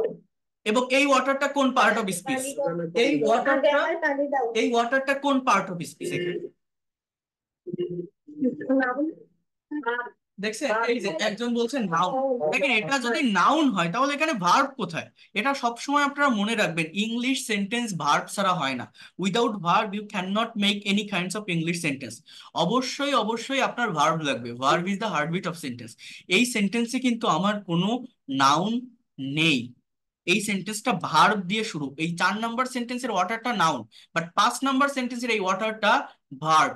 অর্থাৎ ওয়াটার দ্য গার্ডেন এর মানে বাগানে পানি না, বা বাগানে পানি দেওয়া না, বাগানে পানি দাও, এই কথাটা আপনাকে বলতে হবে। কারণ কি জানেন? এটা একটা ইম্পারেটিভ সেন্টেন্স। আমার ইংলিশ ল্যাঙ্গুয়েজে অর্থ অনুসারে 5 প্রকার সেন্টেন্স আছে, তার ভিতর ইম্পারেটিভ সেন্টেন্স যেখানে ভার্বটা উজ্জ্ব থাকে। এবং এটা কারণ কি, অনেক জায়গায় অনেক গ্রামার বইতে দেখবেন লেখা থাকে যে প্রত্যেকটা সেন্টেন্সে ভার্ব ইউ হওয়ার কারণে উজ্জ্ব থাকে। মূলত ভার্ব ইউ হয় কেন? আমি যদি বলতাম যে ইউ ওয়াটার দ্য গার্ডেন, আপনার এটা বুঝতে অনেক সুবিধা হতো, যে তুমি বাগানে পানি দাও, অর্থাৎ সাবজেক্ট ইউ। কিন্তু এটা থাকে না, জাস্ট ওয়াটার দ্য গার্ডেন, এর বাংলা অর্থ বাগানে পানি দাও, এবং এই ওয়াটারটা আমার মূলত এখানে ভার্ব। ঠিক আছে, সাবজেক্ট নেই এই সেন্টেন্সে। এখন এটা রিজন কি জানেন? ইংলিশ একটা ল্যাঙ্গুয়েজ, আমার প্র্যাকটিক্যালি এই বিষয়গুলোকে বুঝতে হবে। দেখেন, এটা ইম্পারেটিভ সেন্টেন্স, অর্থাৎ এই সেন্টেন্সগুলো এমন কোনো সিচুয়েশনে বলা হয় যেখানে সাবজেক্ট সামনে থাকে, সাবজেক্টকে সামনে রেখে কথাটা বলা হয়, এই জন্য সাবজেক্টের নাম মেনশন করার প্রয়োজন পড়ে না। অর্থাৎ আপনি এখন আমার ক্লাস করছেন, আমি এই যে বিষয়গুলো পড়াচ্ছি আপনি হয়তো নোট করছেন খাতায়, আপনার পাশে আপনার একটা ভাই বা বোন বসে আছে, এবং সেও তার মতো লেখাপড়া করছে। এখন হঠাৎ করে আপনার কলমের কালিটা শেষ হয়ে গেল, আপনার ভাইকে বা আপনার বোনকে আপনি ডেকে বলছেন, ওর কাছে একটা কলম আছে, যে ওই কলমটা আমাকে একটু দে তো, ওই কলমটা একটু দে তো। হ্যাঁ, ফর এক্সাম্পল তার নাম রহিম বা রহিমা, আপনার কি জোরে তার নাম ধরে ডাকার প্রয়োজন হবে, এ রহিমা আমাকে কলমটা দে? সে তো আপনার সামনেই আছে, আপনার কাছেই আছে, আপনি যখনই বলছেন যে ওই কলমটা আমাকে দে তো, সে বুঝতে পারছে আপনি তাকেই বলছেন। তো এই সেন্টেন্স গুলো, ইম্পারেটিভ সেন্টেন্স গুলো এমন কোন সিচুয়েশনে বলা হয় যেখানে সাবজেক্টটা সামনে থাকে এবং কথা বললে অন্য যে যাকে উদ্দেশ্য করে আমি বলছি সে বুঝতে পারে যে আমি তাকেই বলছি, তার নাম ধরে ডাকার প্রয়োজন পড়ে না। এই জন্য আমরা বলি না, গেট আউট, বেরিয়ে যাও, open the door, close the window. এই কথাগুলো আমি কখন বলি বা কোন সিচুয়েশনে বলি? এমন কোন জায়গায় বলি, এমন কোন সিচুয়েশনে বলি যেখানে আমি এই কথাটা যাকে বলতে চাচ্ছি সে ডিরেক্টলি বুঝতে পারতেছে, সে আমার খুবই কাছে আছে। এই জন্য এই সেন্টেন্স গুলোতে সাবজেক্ট থাকে না, এগুলোকে ইম্পারেটিভ সেন্টেন্স বলে, ভার্ব দিয়ে শুরু হয়, এবং এই অর্থটা এখানে ভার্ব। সেন্টেন্সটার বাংলা অর্থ হচ্ছে বাগানে পানি দাও।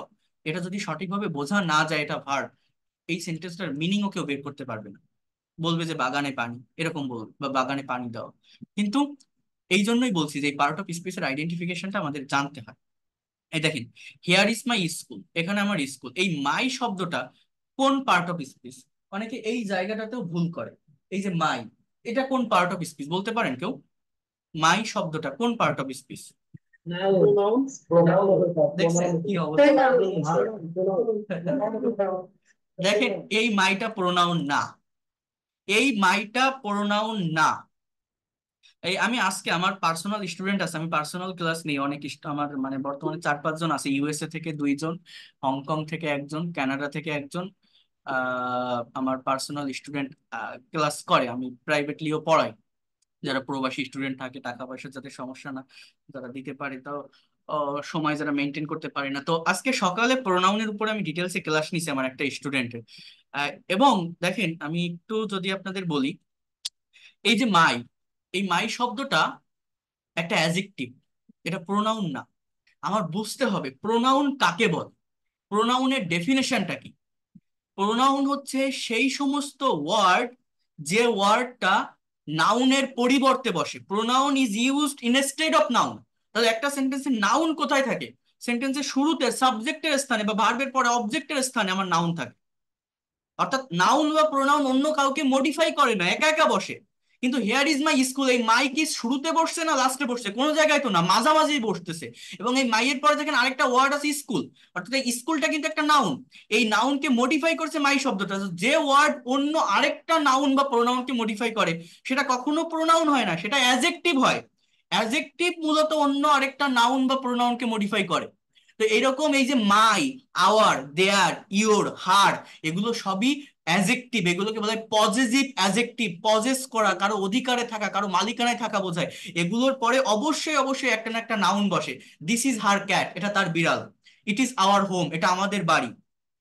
এই যে hour, there, her, my, your, এগুলোর পরে আমার নাউন বসার, যদি এগুলোর পরে নাউন বসে এই ওয়ার্ড গুলো কখনোই প্রোনাউন না, এগুলো হচ্ছে অ্যাজেক্টিভ, পজিটিভ অ্যাজেক্টিভ। আবার পজিটিভ প্রোনাউনও আছে, সেগুলো কি জানেন? মাইন, যেমন দেখেন আমি একটু বলি, আমি একটু 2 মিনিট একটু সময় দেন, আমি একটু লিখে দেখাই এগুলো। অনেকেই তো জানে না ভালো, আমি সকালেই দেখাইছিলাম আমার ওই স্টুডেন্টের, তো আমার এটা মনে আছে এখনো। দেখেন, আমি যদি বলি আই হ্যাভ আ পেন, কথাটা বোঝেন, আমার একটা কলম আছে, এই আইটা একটা পার্সোনাল প্রোনাউন, পার্সোনাল প্রোনাউনের সাবজেক্টিভ ফর্ম। আবার আমি যদি বলি যে she gave me a pen, সে আমাকে একটা কলম দিয়েছিল, এই মিটা পার্সোনাল প্রোনাউনের অবজেক্টিভ একটা ফর্ম। আই মানে আমার একটা কলম আছে, মি মানে সে আমাকে কলম দিয়েছিল। আবার দেখেন, আমি যদি বলি দিস ইজ মাই পেন, এটা আমার কলম, এই যে মাইটা, এই মাইটা আমার প্রোনাউন না। আবারও বলছি, এই মাইটা হচ্ছে একটা অ্যাজেক্টিভ, এটাকে বলে পজিটিভ অ্যাজেক্টিভ। এই পেনকে মডিফাই করে, এরপর একটা নাউন আছে, সো অন্য আরেকটা নাউনকে যে ওয়ার্ড মডিফাই করে সেটা অ্যাজেক্টিভ, নট প্রোনাউন। এখানে প্রোনাউন কোনটা জানেন? আমি যদি এই কথাটাকে এইভাবে বলতাম, দিস পেন ইজ, দেখেন, দিস পেন ইজ মাইন, এই সেন্টেন্সটা বাংলা অর্থ হচ্ছে এই কলমটি আমার, এটিই আমার কলম। অর্থাৎ এই যে মাইন যে শব্দটা, এই ওয়ার্ডটা কিন্তু অন্য কাউকে মডিফাই করছে না, এটাকে ডাবল পজেস করা বোঝায়, অর্থাৎ জোর দিয়ে বলা, চাপ দিয়ে বলা। এটার পরে দেখেন ফুল স্টপ আছে, কিন্তু অন্য কাউকে এটা মডিফাই করছে না। কথাটা একটু বোঝেন, অন্য কাউকে এটা মডিফাই করছে না। তার মানে as a part of speech এটা একটা প্রোনাউন। প্রোনাউন যদি হয় সেন্টেন্সের শুরুতে সাবজেক্টের স্থানে থাকে বা শেষে অবজেক্টের স্থানে থাকে, অন্য কোনো ওয়ার্ডকে সেটা মডিফাই বা বিশেষায়িত করে না। আমার কথাটা একটু মনোযোগ দিয়ে বোঝার চেষ্টা করবেন, একটা মিনিট একটু ওয়েট করলাম, জাস্ট একটা মিনিট। তো যে কথাটা আমি বারবার আপনাদেরকে বলছি, একটু মনোযোগ দিয়ে বোঝার চেষ্টা করেন। সেটা হচ্ছে, আমি আরেকটা সেন্টেন্স লিখি, দেখেন। আমি যদি বলি যে হুইচ ইজ ইয়োর বুক, এই সেন্টেন্সের বাংলা অর্থ হচ্ছে কোনটি তোমার বই। আবার আমি যদি বলি যে হুইচ বুক ইজ ইয়োর্স, এই প্রোনাউনের অনেকগুলো ক্লাসিফিকেশনের সঙ্গে অ্যাডজেক্টিভের অনেকগুলো ক্লাসিফিকেশনের মিল আছে। যেমন দেখেন, দিস ইজ মাই পেন, এই যে দিসটা কি জানেন, এটাকে বলা হয় একটা ডেমনস্ট্রেটিভ প্রোনাউন। এটা সাবজেক্টের স্থানে আছে, তো সাবজেক্টে নাউন বা প্রোনাউন বসে এবং এরপরে ভার্ব আছে। তার মানে এই দিসটা প্রোনাউন। কিন্তু এই যে পরের সেন্টেন্সটা দেখছেন না, দিস পেন ইজ মাইন, এই যে দিস পেন, এই দিসটা আমার প্রোনাউন না, এটা একটা অ্যাডজেক্টিভ, এটাকে বলে পজিটিভ অ্যাডজেক্টিভ। কিন্তু এই উপরের দিসটা পজিটিভ প্রোনাউন। প্রোনাউন কেন? কারণ এটা সাবজেক্ট, সাবজেক্টের পরেই ভার্ব থাকে। কিন্তু পরের দিসটা প্রোনাউন না, অ্যাডজেক্টিভ। অ্যাডজেক্টিভ কেন? কারণ এরপর আরেকটা নাউন আছে, পেন। মূলত এই দুটো ওয়ার্ড মিলেই আমার এখানে সাবজেক্ট, কম্পাউন্ড সাবজেক্ট বা নাউন ফ্রেজ এটাকে বলা হয়। এবং এই পেনের পরে গিয়ে আমার ভার্ব। বাট আলাদাভাবে বললে as a part of speech এই দিসটা একটা অ্যাডজেক্টিভ। আবার দেখেন এই হুইচ ইজ ইয়োর বুক, এই হুইচ শব্দটা একটা ইন্ট্রোগেটিভ প্রোনাউন, এটাকে বলে ইন্ট্রোগেটিভ প্রোনাউন, এরপরে ভার্ব আছে ইজ। কিন্তু হুইচ বুক ইজ ইয়োর্স, এই হুইচ শব্দটা একটা ইন্ট্রোগেটিভ অ্যাডজেক্টিভ, কারণ এরপরে বুক আছে, একটা নাউন আছে। আবার ইয়োর বুক, এই ইয়োরটা একটা পজিটিভ অ্যাডজেক্টিভ, পজিটিভ অ্যাডজেক্টিভ এই বুককে মডিফাই করে। আবার হুইচ বুক ইজ ইয়োর্স, এই ইয়োর্স শব্দটা একটা পজিটিভ প্রোনাউন, এটা কাউকে মডিফাই করে না, এটা সেন্টেন্সের শেষে বসছে, জিজ্ঞাসা চিহ্ন বসছে।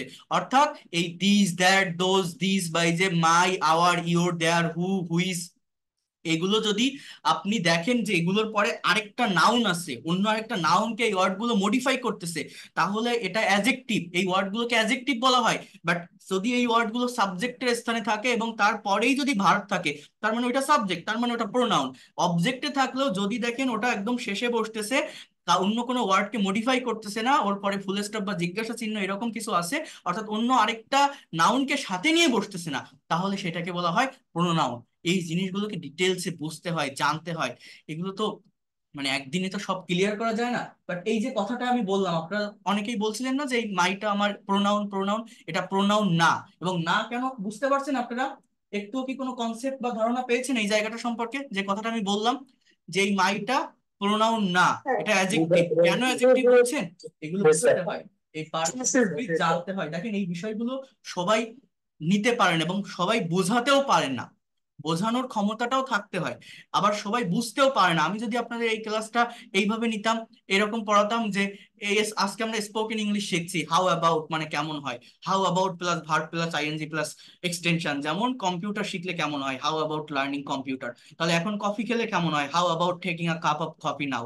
এবার আমি দুইটা সেন্টেন্স করলাম, বাকিগুলো আপনারা করেন, কমেন্ট করেন বা বলেন। অনেকে এগুলো প্র্যাকটিস করে খুব ভালো, মনে করে যে কত সুন্দর স্পোকেন শিখছি, তাহলে এবার পরের রুল শিখি, ফিল লাইক, আকাঙ্ক্ষা করা। কিন্তু এরকম ছোট ছোট রুলস আর স্ট্রাকচার শিখে কখনো এই ল্যাঙ্গুয়েজটাকে ডেভেলপ করা যায় না। এই ল্যাঙ্গুয়েজের অরিজিনটা বুঝতে হয়। এই আমি যেভাবে দেখাচ্ছি না, যদি কারো প্রফেশনালি ইংরেজি শেখার ইচ্ছা থাকে, যদি কারো এই ল্যাঙ্গুয়েজটাকে নিজের একটা অ্যাসেট বা সম্পদ হিসাবে নেওয়ার ইচ্ছা থাকে, বিসিএস, ব্যাংক জব, কম্পিটিটিভ যে কোনো এক্সামে যদি আপনি উত্তীর্ণ হতে চান, বা এইগুলোকে প্র্যাকটিক্যালি কিভাবে স্পিকিং বা রাইটিং এ অ্যাপ্লাই করবো সেটাও আমি দেখাবো আপনাদের। যদি এইরকম ভাবে আপনি যদি মনে করেন আমি প্রফেশনালি শিখবো, এই ল্যাঙ্গুয়েজটা আমার নেক্সট জেনারেশনকে আমি শেখাবো, তাহলে এই অরিজিন থেকে এইভাবেই শিখে আসতে হয়। তাহলে অনেক দ্রুত এবং মানে স্টেবল ভাবে এটাকে ধরে রাখা যায়, সত্যি কথা বলতে। আর ওই ছোট ছোট রুলস শিখে, স্ট্রাকচার শিখে, ওটা জাস্ট রং চং করা ছাড়া কোনো কিছুই না। ওগুলো দিয়ে কখনো ইংলিশে প্রফেশনাল হওয়া যায় না। এগুলো হয়তো একটু হার্ড লাগতে পারে, ব্রেনে নিতে একটু কষ্ট হতে পারে, বাট এইটাই মেইন ল্যাঙ্গুয়েজ। এই জায়গাটা সম্পর্কে আমাদের কনসেপ্ট থাকে না বলেই আমরা ইংলিশটা পারি না। তো দেখেন, আমি যেটা বলছি, হি ইজ আ স্কুল বয়, সে একজন স্কুলে পড়ুয়া বালক। দেখেন এই 6 নম্বর সেন্টেন্সে স্কুলটা একটা নাউন ছিল, বাট 7 নম্বর সেন্টেন্সে স্কুলটা একটা অ্যাডজেক্টিভ। এই বয়কে মডিফাই করছে as a word, as a part of speech, আমার এটা নাউন। কিন্তু এই সেন্টেন্স এটা অ্যাডজেক্টিভ হয়ে গেছে, এই বয়কে মডিফাই করছে স্কুল শব্দটা। এখানে একটা স্ট্রাকচার বা সেন্স হচ্ছে, একটা সেন্টেন্সে যদি একের অধিক নাউন থাকে, লাস্টে একটা নাউন থাকবে, বাকিগুলো অ্যাডজেক্টিভ হয়। যেমন আই এম আ টিচার, এই টিচার শব্দটা একটা noun. I am an English teacher, এই ইংলিশ শব্দটা আমার অ্যাডজেক্টিভ, ওই টিচারকে মডিফাই করে। I am university English teacher, ওই ইউনিভার্সিটি শব্দটাও একটা অ্যাডজেক্টিভ, কারণ ওটা ওই টিচারকে মডিফাই করে। হ্যাঁ, সো এরকম একের অধিক নাউন থাকলে লাস্টে একটা নাউন থাকে, বাকিগুলো অ্যাডজেক্টিভ হয়ে যায়। এরপর দেখেন, আই টক টু হিম, আমি তার সাথে কথা বলি। এই টক শব্দটা ভার্ব, টুটা প্রেপোজিশন, হিমটা pronoun. I have a talk with him, আমার তার সাথে একটা কথা আছে। এখানে হ্যাভটা মেইন ভার্ব এবং এই টকটা হচ্ছে একটা নাউন। এটা আমি একটু আগে প্রথমের দিকে আমি বলছিলাম আপনাদের। I watched a show last night, আমি গত রাতে একটা শো দেখেছিলাম। এই ওয়াচটা ভার্ব, এই শো শব্দটা কিন্তু একটা নাউন। কি দেখেছিলাম? একটা শো। এটা টিভি শো বা সিনেমার যে কোনো একটা শো হতে পারে। আর এই যে লাস্ট নাইট যে শব্দটা এখানে দেখছেন, এটা একটা অ্যাডভার্ব, অ্যাডভার্ব অফ টাইম। কখন দেখেছিলেন? হোয়েন, গত রাতে। আবার দেখেন 11 নম্বর sentence, show me your ID card, তোমার আইডি কার্ডটি আমাকে দেখাও। একই স্পেলিং, এই 10-এ শোটা কিন্তু নাউন ছিল, বাট 11 নম্বর এই সেন্টেন্সের এই শোটা হচ্ছে একটা ভার্ব, ইম্পারেটিভ সেন্টেন্স। এই শো মানে এখানে মূলত দেখানো। শো মি, দেখাও। ইওর, এটা একটা অ্যাডজেক্টিভ, আইডি কার্ড। ইওর শব্দটা কি? Positive adjective. He lives in Chittagong, দেখেন সে চিটাগাং এ বাস করে। ইন শব্দটা প্রেপোজিশন, চিটাগাং শব্দটা নাউন। কিন্তু দেখেন কাম ইন, ভিতরে আসো, এই যে ইনটা দেখছেন, এই ইনটা কিন্তু আপনার প্রেপোজিশন না। প্রেপোজিশন তখনই হয়, প্রেপোজিশন ডেফিনেশন হচ্ছে এটা, যে ওয়ার্ড নাউন বা প্রোনাউনের পূর্বে বসে।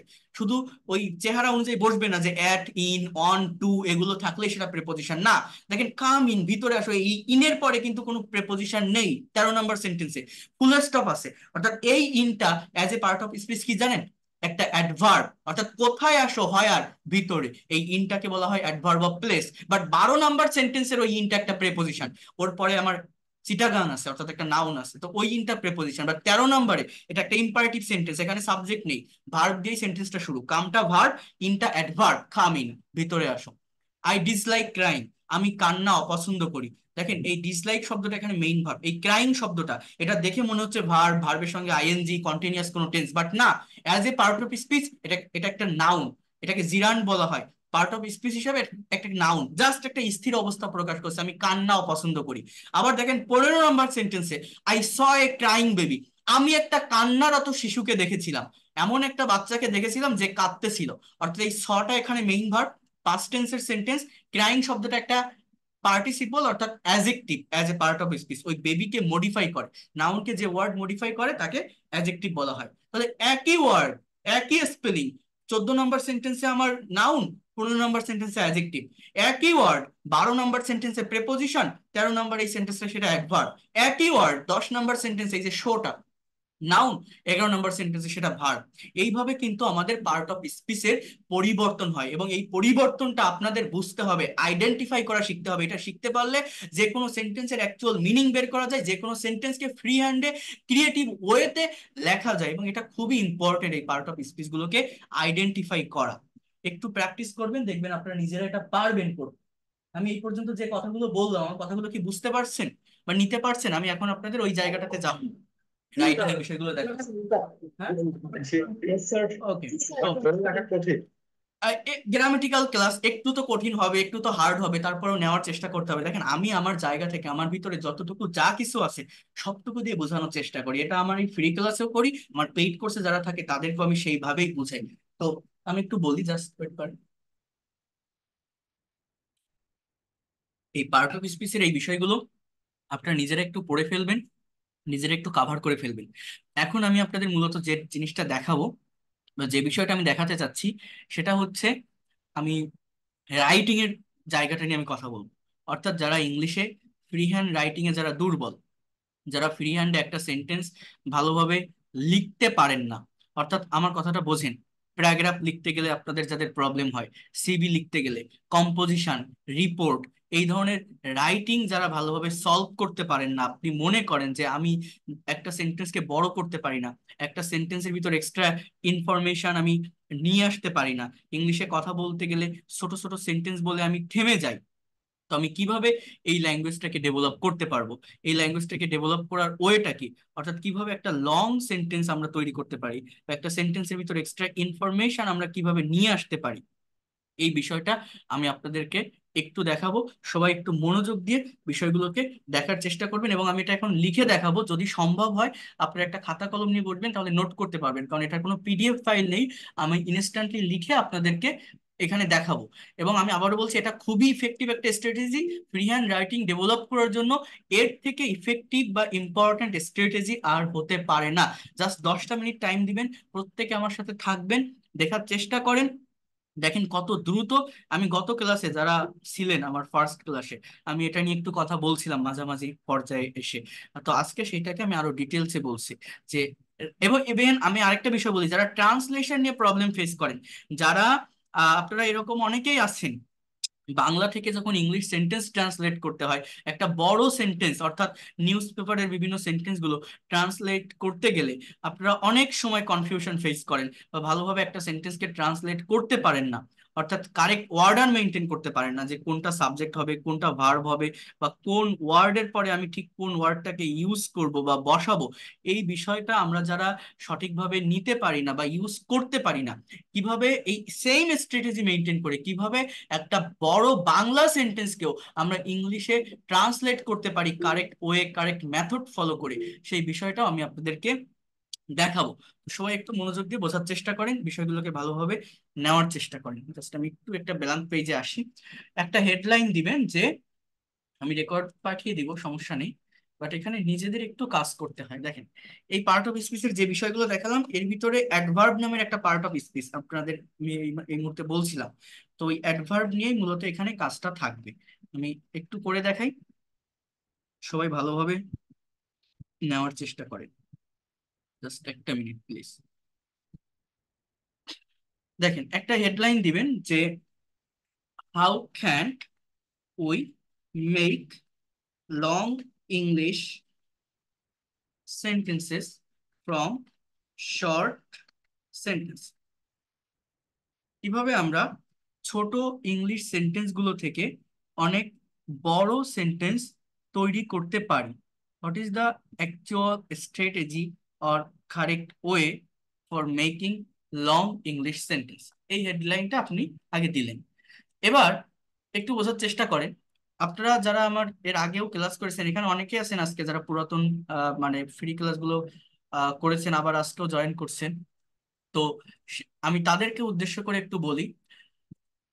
আমি প্রত্যেকটা ক্লাসের শুরুতে আমি একটা পার্টিকুলার স্ট্রাকচারের কথা বলি। ইভেন যারা গতকাল আমার এই নতুন ফ্রি কোর্সটাতে যারা ফার্স্ট ক্লাসটা করছিলেন, আমি বলছিলাম যে ইংলিশে একটা সেন্টেন্স, যে কোনো একটা সেন্টেন্স তৈরি করতে গেলে মেইনলি বা কমনলি আমাদের একটা পার্টিকুলার স্ট্রাকচার মেনটেন করতে হয়। এবং সেই স্ট্রাকচারটা হচ্ছে কি ছিল, যদি একটু দেখানোর চেষ্টা করি, সবাই একটু মনোযোগ দিয়ে এই স্ট্রাকচারটার দিকে একটু খেয়াল করেন, ফোকাস করেন। সেটা হচ্ছে, just wait a minute. For making any kinds of English sentence, first of all, we need a subject. In the place of subject, we have to use noun or pronoun. সাবজেক্টের স্থানে আমাদেরকে noun অথবা প্রোনাউনকে use করতে হয়। যে কোনো একটা English sentence তৈরি করতে গেলে আমাদের মূলত এই স্ট্রাকচারটা মেনটেন করতে হয়। সবাই একটু মনোযোগ দিয়ে বোঝার চেষ্টা করেন, বিষয়গুলোকে ভালোভাবে নেওয়ার চেষ্টা করেন। এটা আমি গতকাল আপনাদেরকে বলেছিলাম বা দেখিয়েছিলাম। For making any kinds of English sentences we need a particular structure. The structure is, first of all, we have to put a subject. In the place of subject, we have to use noun or pronoun. এই noun pronoun কি সেটা কিন্তু আমি এইমাত্র বললাম আপনাদের, যে আমি যখনই একটা সেন্টেন্স তৈরি করব, প্রত্যেকটা সেন্টেন্সে ব্যবহৃত প্রত্যেকটা ওয়ার্ডের একটা নাম থাকে।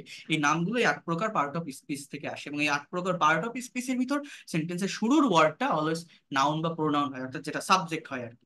এরপরেই আমার বসে হচ্ছে ভার্ব।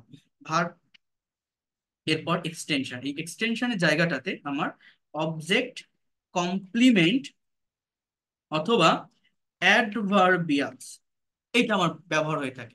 তো এই জিনিসগুলো কি, এটা বুঝতে হবে। ইংলিশে মেইনলি বা মোস্ট অফ দ্য টাইম যে কোনো একটা সেন্টেন্স তৈরি করতে গেলে মূলত এই স্ট্রাকচারটা মেনটেন করে করতে হয়। এখন দেখেন, আমি বলি যে, how can we make long English sentences from short sentence. কিভাবে ছোট ছোট ইংরেজি সেন্টেন্স গুলো থেকে আমরা অনেক বড় সেন্টেন্স বা লং সেন্টেন্স গুলো তৈরি করতে পারি বা তৈরি করতে পারবো। So for making long English sentences, first of all we have to maintain some step. আমাকে কিছু স্টেপ ফলো করতে হবে। সেই স্টেপ গুলো কি, একটু দেখেন। First step number one, step number one, দেখেন, উই নিড আ সাবজেক্ট। যে কোনো একটা সেন্টেন্স তৈরি করতে গেলে আমার প্রথম কাজ কি, একটা সাবজেক্ট নেওয়া। অর্থাৎ একটা কথা যখন বলা হয়, একটা কাজ যখন করা হয়, কেউ তো একজন করে, কেউ তো একজন বলে, অর্থাৎ একটা সেন্টেন্সের সাবজেক্ট কি হতে পারে? সাবজেক্ট হতে পারে আই, অথবা উই, অথবা ইউ, অথবা হি, অথবা শি, অথবা রহিম, অথবা করিম। এই ওয়ার্ডগুলোই কিন্তু আর কি আমার মূলত একটা সেন্টেন্সের সাবজেক্ট হয়। সাবজেক্ট গুলো এরকম নির্দিষ্ট একটা সার্কেলের ভিতর সীমাবদ্ধ থাকে। সাবজেক্টের পরেই প্রত্যেকটা ইংলিশ সেন্টেন্সে আমাকে কি বসাতে হয়? দেখেন, স্টেপ নাম্বার 2, এটা হচ্ছে we need a verb, right? We need a verb. What is verb? Verb is a word that denotes being, having or doing something. Verb হচ্ছে এমন একটা শব্দ যা কোনো কিছু করা, হওয়া, থাকা, খাওয়া, চলা, বলা, লেখা, দেওয়া, নেওয়া, এগুলো বোঝায়। এগুলোকে আমরা মূলত বলি হচ্ছে ভার্ব। প্রত্যেকটা ইংলিশ সেন্টেন্সে সাবজেক্টের পরেই আমাদের কি বসে? ভার্ব বসে। অর্থাৎ ইট মানে খাওয়া, প্লে মানে খেলা, হ্যাঁ, এই বাই মানে কেনা, গিফট মানে দেওয়া, ইনভাইট মানে নিমন্ত্রণ করা। এই যে ওয়ার্ড গুলো আমি লিখছি, ড্রাইভ মানে চালানো, ড্র মানে আঁকা, এই যে ওয়ার্ড, স্পিক মানে বলা, এই ওয়ার্ড গুলো সব কি ভার্বই তো, তাই না? যেগুলো কাজ করা বোঝায়, অ্যাকশন দেয়। ভার্ব কোথায় বসে? একটা সেন্টেন্সে ভার্ব সাবজেক্টের পরে বসে। এই ভার্বের পরেই আমাকে কি করতে হবে? একটা কমপ্লিট সেন্টেন্স তৈরি করতে গেলে আমার অবজেক্ট লাগে। Step number 3, we need a object. সেই অবজেক্টটা কিভাবে পাই আমরা? সাবজেক্ট আর ভার্ব বসানোর পর আপনাকে অবজেক্ট পাওয়ার জন্য ভার্বকে কি বা কাকে দ্বারা প্রশ্ন করতে হয়। যে ask the question to the verb with what and whom. ভার্বকে হট এবং হুম দিয়ে প্রশ্ন করতে হয়।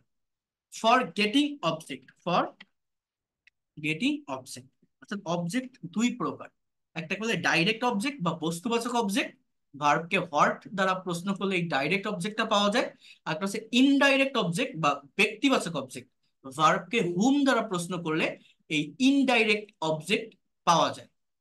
এরপরে দেখেন, এই অবজেক্ট বসালে একটা কমপ্লিট ইংলিশ সেন্টেন্স হয়। এরপরে আমাদের মেইন যে স্টেপ, সেটা হচ্ছে এইখান থেকে একটা সেন্টেন্সকে আরো বড় করতে গেলে, আরো লং করতে গেলে আমার অ্যাডভার্বের সাহায্য নিতে হয়। সেটা কিভাবে? Again ask the question to the verb with, আবার ভার্বকে প্রশ্ন করতে হবে হাউ, হোয়ার, হোয়েন, হোয়াই। এই ওয়ার্ডগুলো দ্বারা যদি আপনি ভার্বকে কোশ্চেন করেন, তাহলে অ্যাডভার্ব পাওয়া যায়। অর্থাৎ একটা সেন্টেন্স আরো বড় হতে থাকে, আরো লং হতে থাকে, একটা সেন্টেন্সের ভিতর আরো অনেক বেশি ইনফরমেশন নিয়ে আসা যায়। এরপর step number 5, provide the answer. অর্থাৎ এটা হচ্ছে আমার 5 নাম্বার স্টেপ। এই 5টা স্টেপ আপনারা একটু ভালোভাবে ফোকাস করেন, ভালোভাবে দেখেন। এই 5টা স্টেপকে ফলো করে আমরা যে কোনো শর্ট ইংলিশ সেন্টেন্সকে লং সেন্টেন্সে পরিণত করতে পারি, এবং সেটা আমি এখন আপনাদের করে দেখাবো।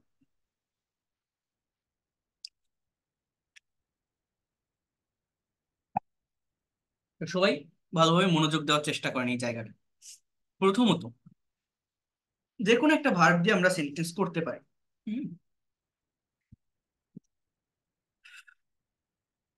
সো ফার্স্ট অফ অল কোনটা নিয়ে করা যায়? একটা সাবজেক্ট নিলাম, হি।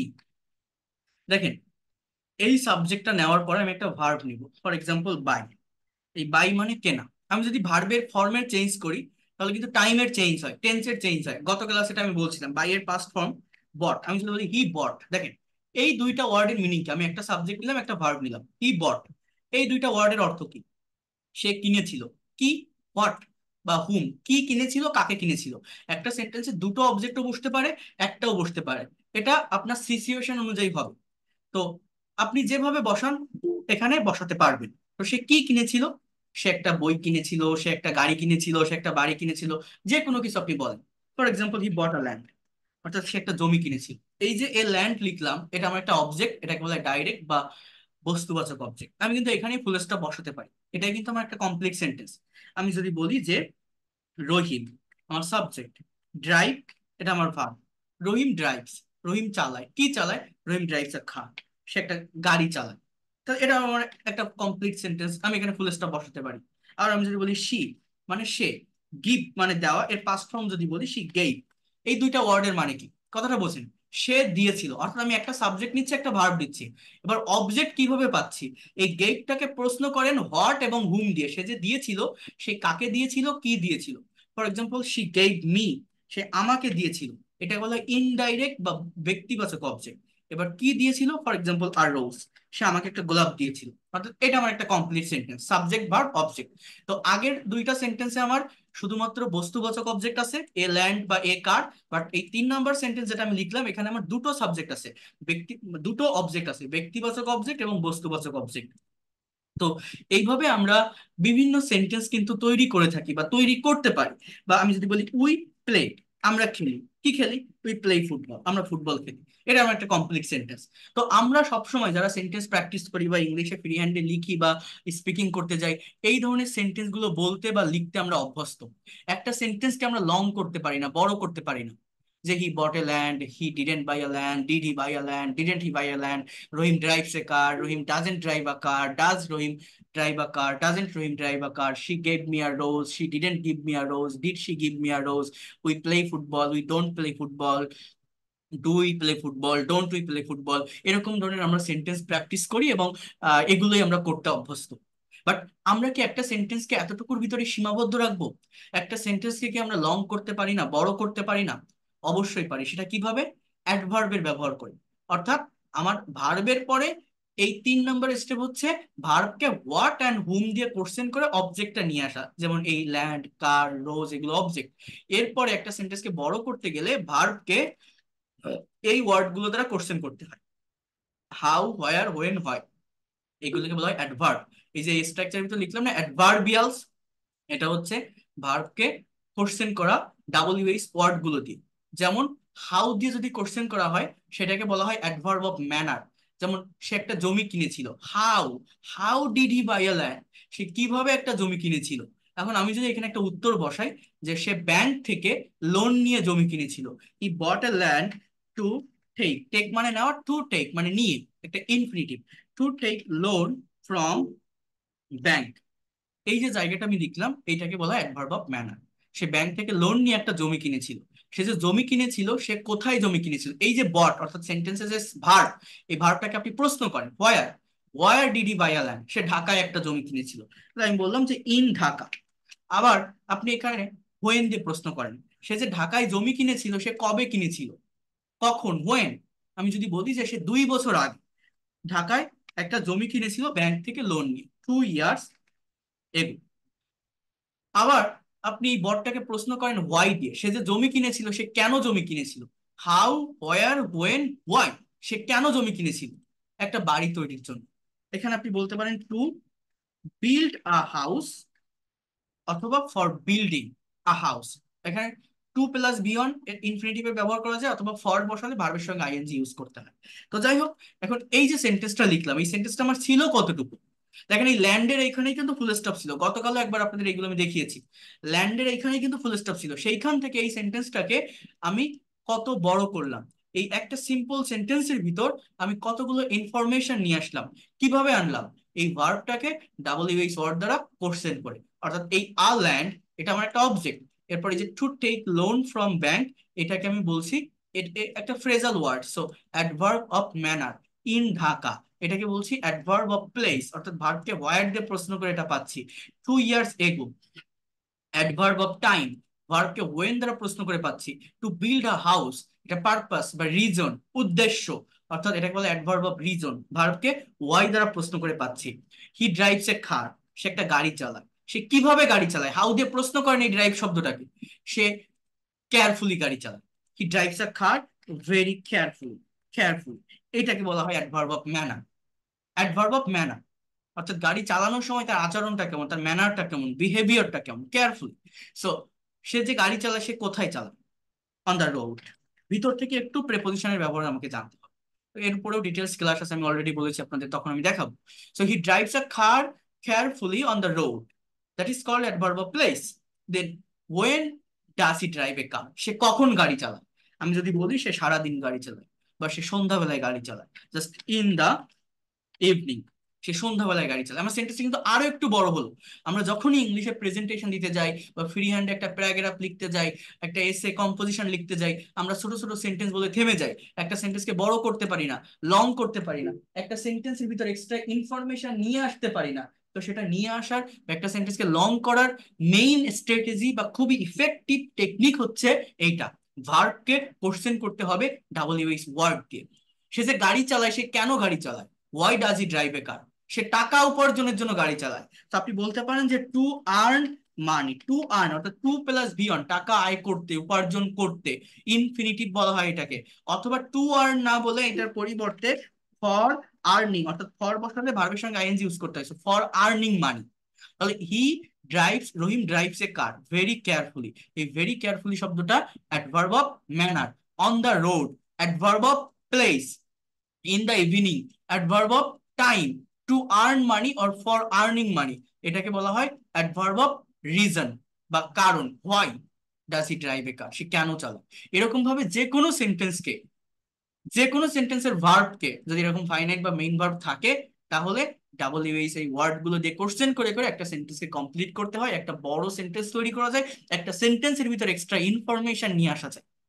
হ্যাঁ, প্রথমত হোয়াট এবং হুম দিয়ে কোশ্চেন করতে হয়, তাহলে অবজেক্টটা পাওয়া যায়। তারপরে এই হাউ, হোয়ার, হোয়েন হয়। এবং এই অ্যাডভার্ব কিন্তু নির্দিষ্ট একটা অর্ডার মেনটেন করে, অর্থাৎ এই আমি যেভাবে লিখছি ঠিক এইভাবেই লিখতে হবে। আগে ম্যানার, আগে হাউ দিয়ে প্রশ্ন করতে হবে, তাহলে গ্রামারটা ঠিক থাকবে।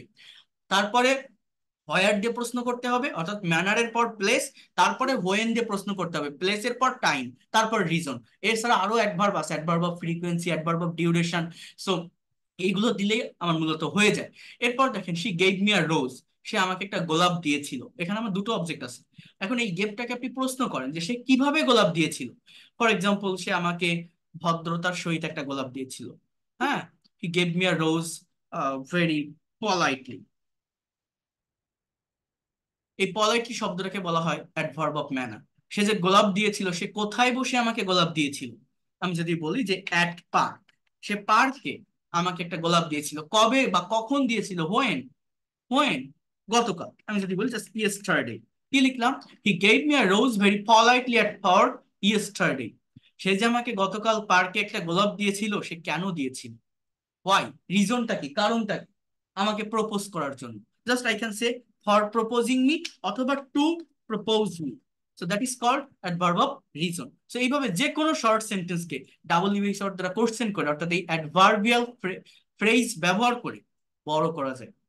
তাহলে এই ভেরি পলাইটলি শব্দটাকে বলা হয় adverb of manner. At park, এটাকে বলা হয় অ্যাডভার্ব অফ প্লেস। ইয়েস্টারডে, এটাকে বলা হয় adverb of time. Two propose me, এটাকে বলা হয় adverb of reason. Adverb of reason. তাহলে উই প্লে ফুটবল, আমরা ফুটবল খেলি। How do we play football, আমরা কিভাবে খেলি? আমরা খুবই দ্রুততার সাথে খেলি, ক্ষিপ্রতার সাথে খেলি, কিলিয়ান এমবাপ্পের মতো ফুটবল খেলি। অর্থাৎ ফুটবল খেলার মাঠে আমাদের আচরণটা কেমন, ধরনটা কেমন, বিহেভিয়ারটা কেমন। আমি যদি বলি we play football very quickly, so এই শব্দটাকে বলা হয় অ্যাডভার্ব অফ ম্যানার। এবার আমরা যে ফুটবল খেলি, আমরা কোথায় খেলি? মাঠে খেলি, in the field. We play football very quickly in the field. এবার আমরা যে মাঠে ফুটবল খেলি, আমরা কখন খেলি? অ্যাট আফটারনুন, বিকাল বেলা। আবার আপনি যদি দুটো টাইমের মেনশন করেন, ছোট সময়কে আগে বসাতে হয়, বড় সময়কে পরে বসাতে হয়। কেমন জানেন? আমি যদি বলি আমরা বিকাল 4টায় ফুটবল খেলি, তো 4টা এটা ছোট টাইম, বিকাল এটা বড় টাইম। অর্থাৎ এটা এইভাবে ইউজ করতে হয়, সার্টেন টাইমের আগে অ্যাট প্রিপোজিশন বসে। At 4 p.m. In the afternoon, এইভাবে এগুলোকে লিখতে হয়। রাইটিং এর উপর অনেক ক্লাস আছে, এই বিষয়গুলোর উপরে আরো ডিটেলস অনেক কিছু আছে। যে একটা ক্লাসের ভিতরে এই কতগুলো বিষয় নিয়ে কথা বললাম বলেন, কতগুলো দেখানো যায়। সো এই কি লিখলাম যে at 4 p.m. In the afternoon, এটা হচ্ছে অ্যাডভার্ব অফ টাইম। এরপর আমরা যে ফুটবল খেলি কেন খেলি? আমি শারীরিক ব্যায়াম করার জন্য খেলি, বা শরীরটাকে ফিট রাখার জন্য খেলি, to fit my body, or for fitting my body, or to do physical exercise, to do. অথবা কি বলা যায়? For doing, DOING, for doing physical exercise. শারীরিক ব্যায়াম করার জন্য আমরা ফুটবল খেলি। তাহলে এবার আপনি একটু ইমাজিন করেন এই সেন্টেন্সটা কতটুকু ছিল, জাস্ট এই ফুটবল পর্যন্তই ছিল, কিন্তু এই ফুটবলের এখানেই ফুল স্টপ ছিল। এবং আমরা অ্যাজ ইউজুয়াল আমাদের ডে টু ডে লাইফে যখন ইংরেজি শিখি বা ইংলিশে সেন্টেন্স প্র্যাকটিস করি, এতটুকুই আমরা প্র্যাকটিস করতে বা শিখতে অভ্যস্ত। একটা সেন্টেন্সকে বড় করতে পারি না, ইনফরমেশন আনতে পারি না, বা সঠিকভাবে সাবজেক্ট ভার্ব অবজেক্ট অ্যাডভার্ব এভাবে বসায় আমরা ভালোভাবে মেনটেন করতে পারি না। বাট এই যে জিনিসটা আমি এখন করলাম, এই স্ট্র্যাটেজিটা একবার যদি আপনি শিখতে পারেন, আপনি আপনার প্যারাগ্রাফ রাইটিং বলেন, এসে বা কম্পোজিশন রাইটিং বলেন, যে কোনো জায়গায় অ্যাপ্লাই করার চেষ্টা করবেন, প্রত্যেকটা সেন্টেন্সেরই গঠনটা ঠিক এইভাবেই হয়। তাহলে এই ভেরি কুইকলি শব্দটাকে কি বলছি? Adverb of manner. In the field, adverb of time. At 4 PM in the afternoon, adverb of, sorry, in the field, adverb of place. এটা হচ্ছে অ্যাডভার্ব অফ টাইম। তারপর কি? Adverb of reason. তো এইভাবে অ্যাডভার্বের ব্যবহার করে যে কোনো শর্ট ইংলিশ সেন্টেন্সকে লং সেন্টেন্সে পরিণত করা যায়। এটা খুবই ইফেক্টিভ একটা স্ট্র্যাটেজি। আপনারা যদি আমার পেইড কোর্সে থাকতেন তাহলে হয়তো আমি আপনাদেরকে কাজ দিতে পারতাম, বা আমি আপনাদের দিয়ে সেন্টেন্স তৈরি করাতে পারতাম। কারণ কি দেখেন, ইংরেজি একটা ভাষা, এটা কোনো সায়েন্স না বা ম্যাথ না যে আমি একটা লোক আমাকে পড়ালো আমি ব্রেন খাটাই বুঝলাম। এই যে আমি ক্লাস নিচ্ছি, এরকম আমি যদি হাজারটাও ক্লাস নিই তাহলেও কোনো লাভ হবে না, যদি না, যদি আমি হাজারটাও ক্লাস নিই তাহলে কোনো লাভ হবে না যদি না আপনি আপনার ব্রেন দিয়ে আইডিয়া ডেভেলপ করতে না পারেন। অর্থাৎ আপনাকে এই বিষয়টা বুঝতে হবে, আপনাকে এই বিষয়টা নিতে হবে। সেটা কি? সেটা হচ্ছে, আমি যখন ইংলিশে সেন্টেন্স, আমি যখন একটা টিচারের কাছে শিখতেছি, সেই শেখা বিষয়টা আমি নিজে অ্যাপ্লাই করতে পারছি কিনা, আমার ব্রেন দিয়ে সেই আইডিয়াটাকে জেনারেট করতে পারছি কিনা।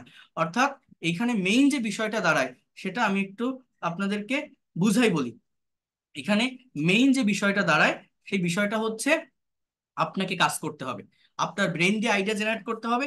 আপনাকে এইভাবে এই স্ট্র্যাটেজি ফলো করে যদি মনে হয় এই যে স্ট্র্যাটেজি গুলো এই টিচারটা দেখিয়েছে এটা ইম্পর্টেন্ট বা কাজে লাগার মতো, তাহলে আপনি নিজে এইভাবে একটা সাবজেক্ট নেন, একটা ভার্ব নেন। এখানে আরো অনেক ভার্ব আমি লিখছি, নতুন একটা ভার্ব নেন।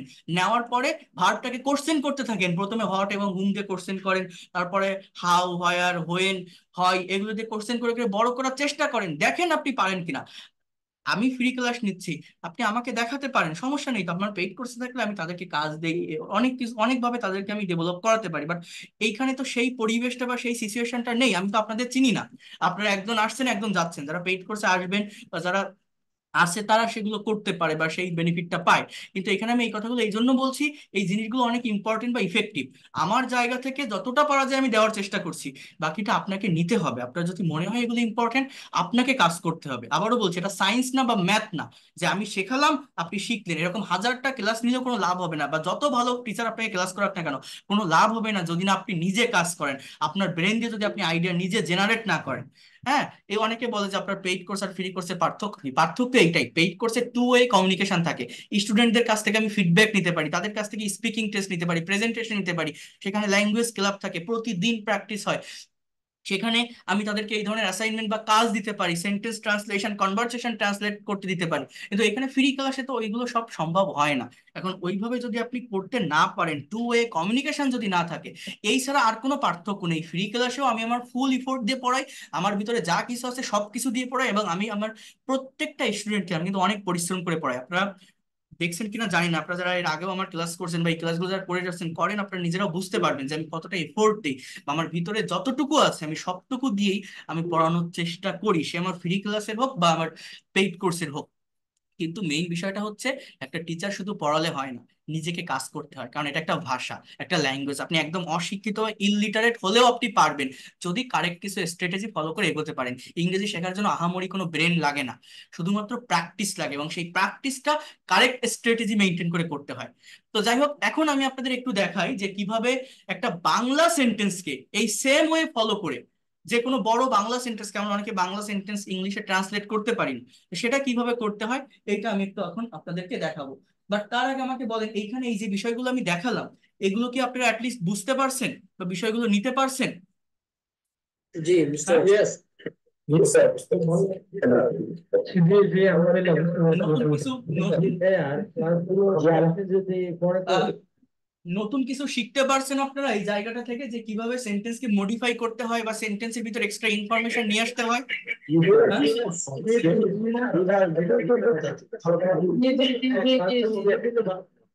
Thank you. এই ক্লাসের রেকর্ড আপনারা পেয়ে যাবেন, ক্লাস রেকর্ড পিডিএফ ফাইল আপনারা পেয়ে যাবেন, সমস্যা নেই।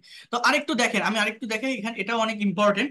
সেটা হচ্ছে আমরা যে কোনো বাংলা সেন্টেন্সকে, আমাকে একটু টাইম দেন, আমি একটা সেন্টেন্স এখানে লিখি, জাস্ট একটু লিখতে সময় লাগবে, বাংলা বাংলা তো, জাস্ট একটা মিনিট একটু টাইম দেন, আমি আগে লিখি তারপর আমি দেখাচ্ছি। আমি মনে করেন এরকম একটা সেন্টেন্স বললাম, সে তার মেয়ের জন্মদিন এর পার্টিতে গতকাল সন্ধ্যায়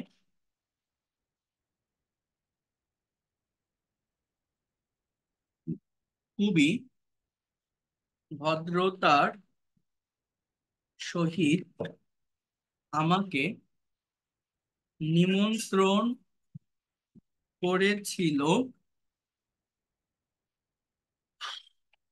জন্মদিনটি উদযাপন করার জন্য। দেখেন এই যে একটা বড় বাংলা সেন্টেন্স লিখলাম, এই সেন্টেন্সটাকে আমরা কিভাবে ইংলিশে ট্রান্সলেট করতে পারি? আহ আরেকটা কথা বলে রাখি, আমার এখানে আজকে মানে গতকাল আমি যে ফ্রি ক্লাসটা নিয়েছিলাম, এটার পরে আজকে আজকে 15 থেকে 16 জন, গতকাল রাতে 4-5 জন ভর্তি হয়েছিল, আর আজকে 15 থেকে 16 জন ভর্তি হয়েছে। আজকে 14 জন আমি মানে আর কি কাউন্ট করছিলাম সন্ধ্যাবেলায়। তো যারা ভর্তি হয়েছেন আপনাদেরকে আমি এন্ট্রি করে নিয়েছি, এবং আপনাদের আমি একটা আইডি কার্ড দিয়ে দিব, আপনাদের একটা আইডেন্টিটি থাকবে, বাট আপনারা এই ফ্রি ক্লাসগুলো করবেন আগে, কারণ এগুলো অনেক বেশি ইফেক্টিভ। আর পেইড কোর্সের যে নতুন ব্যাচ, সেটা 11 তারিখ থেকে শুরু হবে। আজকে তো 6 তারিখ, না কত আজকে, 5 তারিখ। 11 তারিখ থেকে পেইড কোর্সের নতুন ব্যাচটা শুরু হবে। 11 তারিখ থেকে আমরা আপনারা পেইড কোর্সে প্রাইভেট হোয়াটসঅ্যাপ গ্রুপে যুক্ত হয়ে করতে পারবেন। এটুকু আমি কিছু বলে রাখলাম আগে থেকে, না হলে অনেকে টেনশনে থাকে। তো এগুলো অনেক বেশি ইম্পর্টেন্ট, এই ফ্রি ক্লাসগুলো। তো এগুলো একটু করবেন সবাই টাইম মেনটেন করে।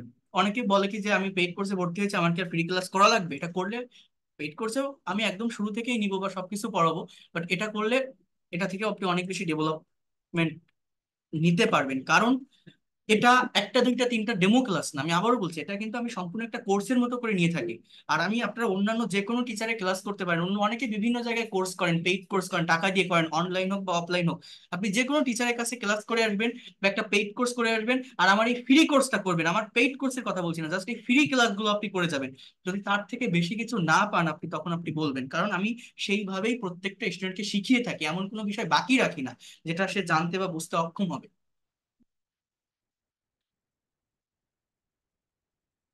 তো এই জন্য বলছি এই ফ্রি ক্লাসগুলো অ্যাটলিস্ট করবেন। তো দেখেন এই সেন্টেন্সটাকে ওই সেম স্ট্র্যাটেজি মেনটেন করে আমরা কিভাবে ট্রান্সলেট করতে পারি। দেখেন প্রথমত আমি সাবজেক্ট নিতে হবে, হি, এটা হচ্ছে আমার সাবজেক্ট, সে। সাবজেক্টের পরেই প্রত্যেকটা ইংলিশ সেন্টেন্স আমার কিন্তু ভার্ব বসাতে হয়, এবং বাংলা সেন্টেন্সে ভার্ব লাস্টের দিকে থাকে। যেমন এই সেন্টেন্সের মেইন ভার্বটা হচ্ছে এই নিমন্ত্রণ করেছিল, এই ওয়ার্ডটা কিন্তু মূলত মেইন ভার্ব। আরেকটা ভার্ব এখানে দেখছেন যে উদযাপন করার জন্য, এটা একটা নন ফাইনাইট ভার্ব। হ্যাঁ, মেইন ভার্বটা হচ্ছে এই নিমন্ত্রণ করেছিল, এটা আমার মেইন ভার্ব। অর্থাৎ এই সেন্টেন্সটা পাস্ট ইনডিফিনিট টেন্সের একটা সেন্টেন্স। আমার বাংলা দেখে, বাংলা সেন্টেন্স দেখে এবং ভার্বটা দেখে টেন্স আইডেন্টিফাই করতে হয়, যেটা কোন টেন্সের ভিতর আছে, পাস্ট ইনডিফিনিট টেন্স। তাহলে ইনভাইট মানে নিমন্ত্রণ করে, এখন এই ইনভাইটেড পাস্ট ফর্ম আমাকে বসাতে হবে, সেটা হচ্ছে ইনভাইটেড। অর্থাৎ হি ইনভাইটেড, এই হচ্ছে আমার সাবজেক্ট আর ভার্ব, সে নিমন্ত্রণ করেছিল। এবার আমি অবজেক্ট বসাবো। অবজেক্ট কিভাবে পাবো? ভার্বকে কি বা কাকে দ্বারা প্রশ্ন করতে হবে। অর্থাৎ হি ইনভাইটেড হুম বা হোয়াট, কি করেছিল, কাকে করেছিল, তো কাকে, আমাকে, তাহলে মি, এটা আমার অবজেক্ট। এইটা কিন্তু আমার একটা কমপ্লিট সেন্টেন্স। এখন এইখান থেকে এই সেন্টেন্সটাকে আমি আবার আরো বড় করব। কিভাবে? সে কিভাবে আমাকে নিমন্ত্রণ করেছিল, হাউ দিয়ে প্রশ্ন করেন, খুবই ভদ্রতার সহিত, তাহলে উইথ ভেরি পলাইটলি, এটা হচ্ছে adverb of manner. He invited me with very politely, সে যে পলাইটলি আমাকে নিমন্ত্রণ করেছিল, কোথায়, হয়ার, হয়ার দিয়ে প্রশ্ন করেন, তার মেয়ের জন্মদিনের পার্টিতে। তাহলে ইংলিশটা কি হবে? On his daughter's, on his daughter's birthday party, BIRTS, birthday party. তাহলে কি লিখলাম? He invited me with very politely on his daughter's birthday party. সে তার মেয়ের জন্মদিনের পার্টিতে খুবই ভদ্রতার সহিত আমাকে নিমন্ত্রণ করেছিল। তাহলে এই on his daughter's birthday party, এটা অ্যাডভার্ব অফ প্লেস। এবার টাইমকে বসান, যে কখন করেছিল, গতকাল সন্ধ্যায়, ইন দা ইভিনিং ইয়েস্টারডে লিখলাম। এবার কি বসাবো, যে সে কেন আমাকে নিমন্ত্রণ করেছিল, হয় রিজনটা কি, জন্মদিনটা উদযাপন করার জন্য। তাহলে আমি বলতে পারি টু, CELEBRATE, টু সেলিব্রেট, অথবা আপনি বলতে পারেন যে ফর সেলিব্রেটিং। কি বলতে পারেন, for celebrating this birthday party. তাহলে আমার টোটাল সেন্টেন্সটা কি দাঁড়ালো, হি সাবজেক্ট, ইনভাইটেড ভার্ব, মিটা অবজেক্ট, এরপর with very politely, it is called adverb of manner. On his daughter's birthday party, it is called adverb of place. In the evening yesterday, এটা হচ্ছে adverb of time, অর্থাৎ গতকাল সন্ধ্যায়। এই yesterday এর আগে একটা প্রেপোজিশন ইউজ করা যায়, in the evening on yesterday বলা যায়, বাট প্রেপোজিশন ব্যবহার না করলেও এখানে হয়, এটা কোনো ভুল না। এবং প্রেপোজিশন ব্যবহার করলে বরং এটাকে এক্সাজারেট করা হয়ে যায়, তো প্রেপোজিশন ব্যবহার না করে লেখার চেষ্টা করবেন, সমস্যা নেই। এরপর টু সেলিব্রেট, অথবা কি বলতে পারেন for celebrating this birthday party, সেটা হচ্ছে আমার অ্যাডভার্ব অফ রিজন। সো এইভাবে এই ধরনের বাংলা সেন্টেন্স গুলোকে, এরকম বড় বাংলা সেন্টেন্স দেখলে আমাদের ব্রেনে কাজ করে না, আমরা মনে করি যে কোনটার পর কোনটা লিখবো, কোনটা সাবজেক্ট কোনটা ভার্ব, বা তার পরের ওয়ার্ড গুলোকে সঠিক অর্ডার মেনটেন করে আমি কিভাবে বসাবো। এই একই স্ট্র্যাটেজি, অর্থাৎ এই সেম স্ট্র্যাটেজি ফলো করে, অর্থাৎ first of all you have to take a subject, then verb, then object. If you ask the question to the verb with what and whom, then you will get object. After that you have to again ask the question to the verb with where, when, how, why, then you will get adverb. In this way you can make long English sentences from short sentence, as well as you can translate any kinds of Bengali sentence into English. তো এই হচ্ছে main reason, এবং এগুলো যদি আপনার মনে হয় এগুলো ইফেক্টিভ বা কাজে লাগার মতো, তাহলে নিজেরাও একটু সেন্টেন্স প্র্যাকটিস করবেন, একটা সাবজেক্ট নেবেন, একটা ভার্ব নেবেন, নিয়ে এই বড় সেন্টেন্স গুলো তৈরি করার চেষ্টা করবেন। আমার কথা কি বুঝতে পারছেন? আমি এই যে জিনিসটা দেখালাম, যে বাংলা সেন্টেন্সটাও দেখালাম, ওই সেম স্ট্র্যাটেজি ফলো করে যে কোনো বাংলা সেন্টেন্সও ট্রান্সলেট করা যায়। হ্যাঁ, ভালো লাগছে? নতুন কিছু শিখতে পারছেন? যারা আসছেন নতুন, যারা ক্লাস করছেন, নতুন কিছু শিখতে পারছেন? হ্যাঁ, এইভাবে আগে ক্লাস দেখছেন, এই ধরনের ক্লাসগুলো, এই যে প্র্যাকটিক্যাল জায়গাটা, আমি কিন্তু আপনাদের গ্রামার নিয়ে আলোচনা করছি, but আমি কিন্তু আমি কিন্তু গ্রামার নিয়ে আলোচনা করছি, আপনাদের প্রথমে গ্রামেটিক্যাল বিভিন্ন বিষয় আমি পড়িয়েছি, বাট সেইটাকে আমি আবার প্র্যাকটিক্যাল অ্যাপ্লাই করে দেখালাম, যে ওই গ্রামার গুলোকে, ওই অ্যাডভার্ব গুলোকে ফ্রেজ ধরে ধরে ব্যবহার করে ফ্রি হ্যান্ড রাইটিং কিভাবে ডেভেলপ করা যায়। তো এটা হচ্ছে মেইন বিষয়, ল্যাঙ্গুয়েজটাকে ডেভেলপ করতে গেলে এই, ধন্যবাদ। এই এই ওয়ে গুলো যদি আপনি ফলো করতে পারেন এবং এই স্ট্র্যাটেজি গুলো যদি মেনটেন করতে পারেন, আমি আবারও বলছি, দেখেন ছোট ছোট রুলস আর স্ট্রাকচার, ইংরেজি শেখার জন্য 120টা স্ট্রাকচার, বা ট্রেনে বসে এই ইংরেজি বলতে হয়, বাসে বসে এই ইংরেজি বলতে হয়, হ্যাঁ 60টা ক্লাস, এত ঘন্টার ক্লাস, অনেক জায়গায় বিভিন্ন কোর্স আছে, কন্টেন্ট আছে, আপনারা দেখবেন 499 টাকার কোর্স, 500 টাকার কোর্স, 1200 টাকার কোর্স, হ্যাঁ প্যাকেজ পাওয়া যায়। এই ধরনের প্যাকেজ কিনে, প্যাকেজ শিখে, বা এই ছোট ছোট কন্টেন্ট 10 মিনিট 15 মিনিটের ক্লাস দেখে কখনো ল্যাঙ্গুয়েজে প্রফেশনাল হওয়া যায় না, এক্সপার্ট হওয়া যায় না। ইভেন 1 ঘন্টার একটা ক্লাসও কখনো কমপ্লিট করতে পারে না। এই এই যে ক্লাসগুলো আমি নিচ্ছি না, এই ক্লাসগুলো দেখেন আমার কিন্তু এই যে প্রায় 2 ঘন্টা হতে যাচ্ছে, সেই 8টা থেকে শুরু করছি, এখন 9টা 43 বাজে। আমার অন্যান্য ফ্রি ব্যাচ আমি রাত 10টায় শুরু করি, 12:30 একটা বেজে যায়। এবং ইভেন আপনারা ইমাজিন করতে পারবেন না, আপনাদের গতকাল আমি যে ক্লাসটা নিয়েছিলাম, আমার 10টা 8 মিনিটে শেষ হয়েছিল, অর্থাৎ 2 ঘন্টা 8 মিনিট ক্লাস নিয়েছিলাম। তারপরেও আমার মনে হয়েছিল যে আমার কথা মনে হয় শেষ হয়নি। এই এনার্জিটুকু নিয়ে আমার ক্লাস নিতে হয়, এবং এইখানে যারা লাস্ট পর্যন্ত থাকে তারাই গেইন করতে পারে। ওই 8টা থেকে 10টা 8 মিনিট ক্লাস নেওয়ার পর আমি 10টা 15-তে আমার পেইড কোর্সের আরেকটা ব্যাচের ক্লাস শুরু করছি। তাদের প্রথমে ট্রান্সলেশন দেখিয়েছি, দেখানোর পর তারা ওই আইএলটিএস এর টপিকের উপর প্রেজেন্টেশন দিছে, অর্থাৎ স্পিকিং করছে।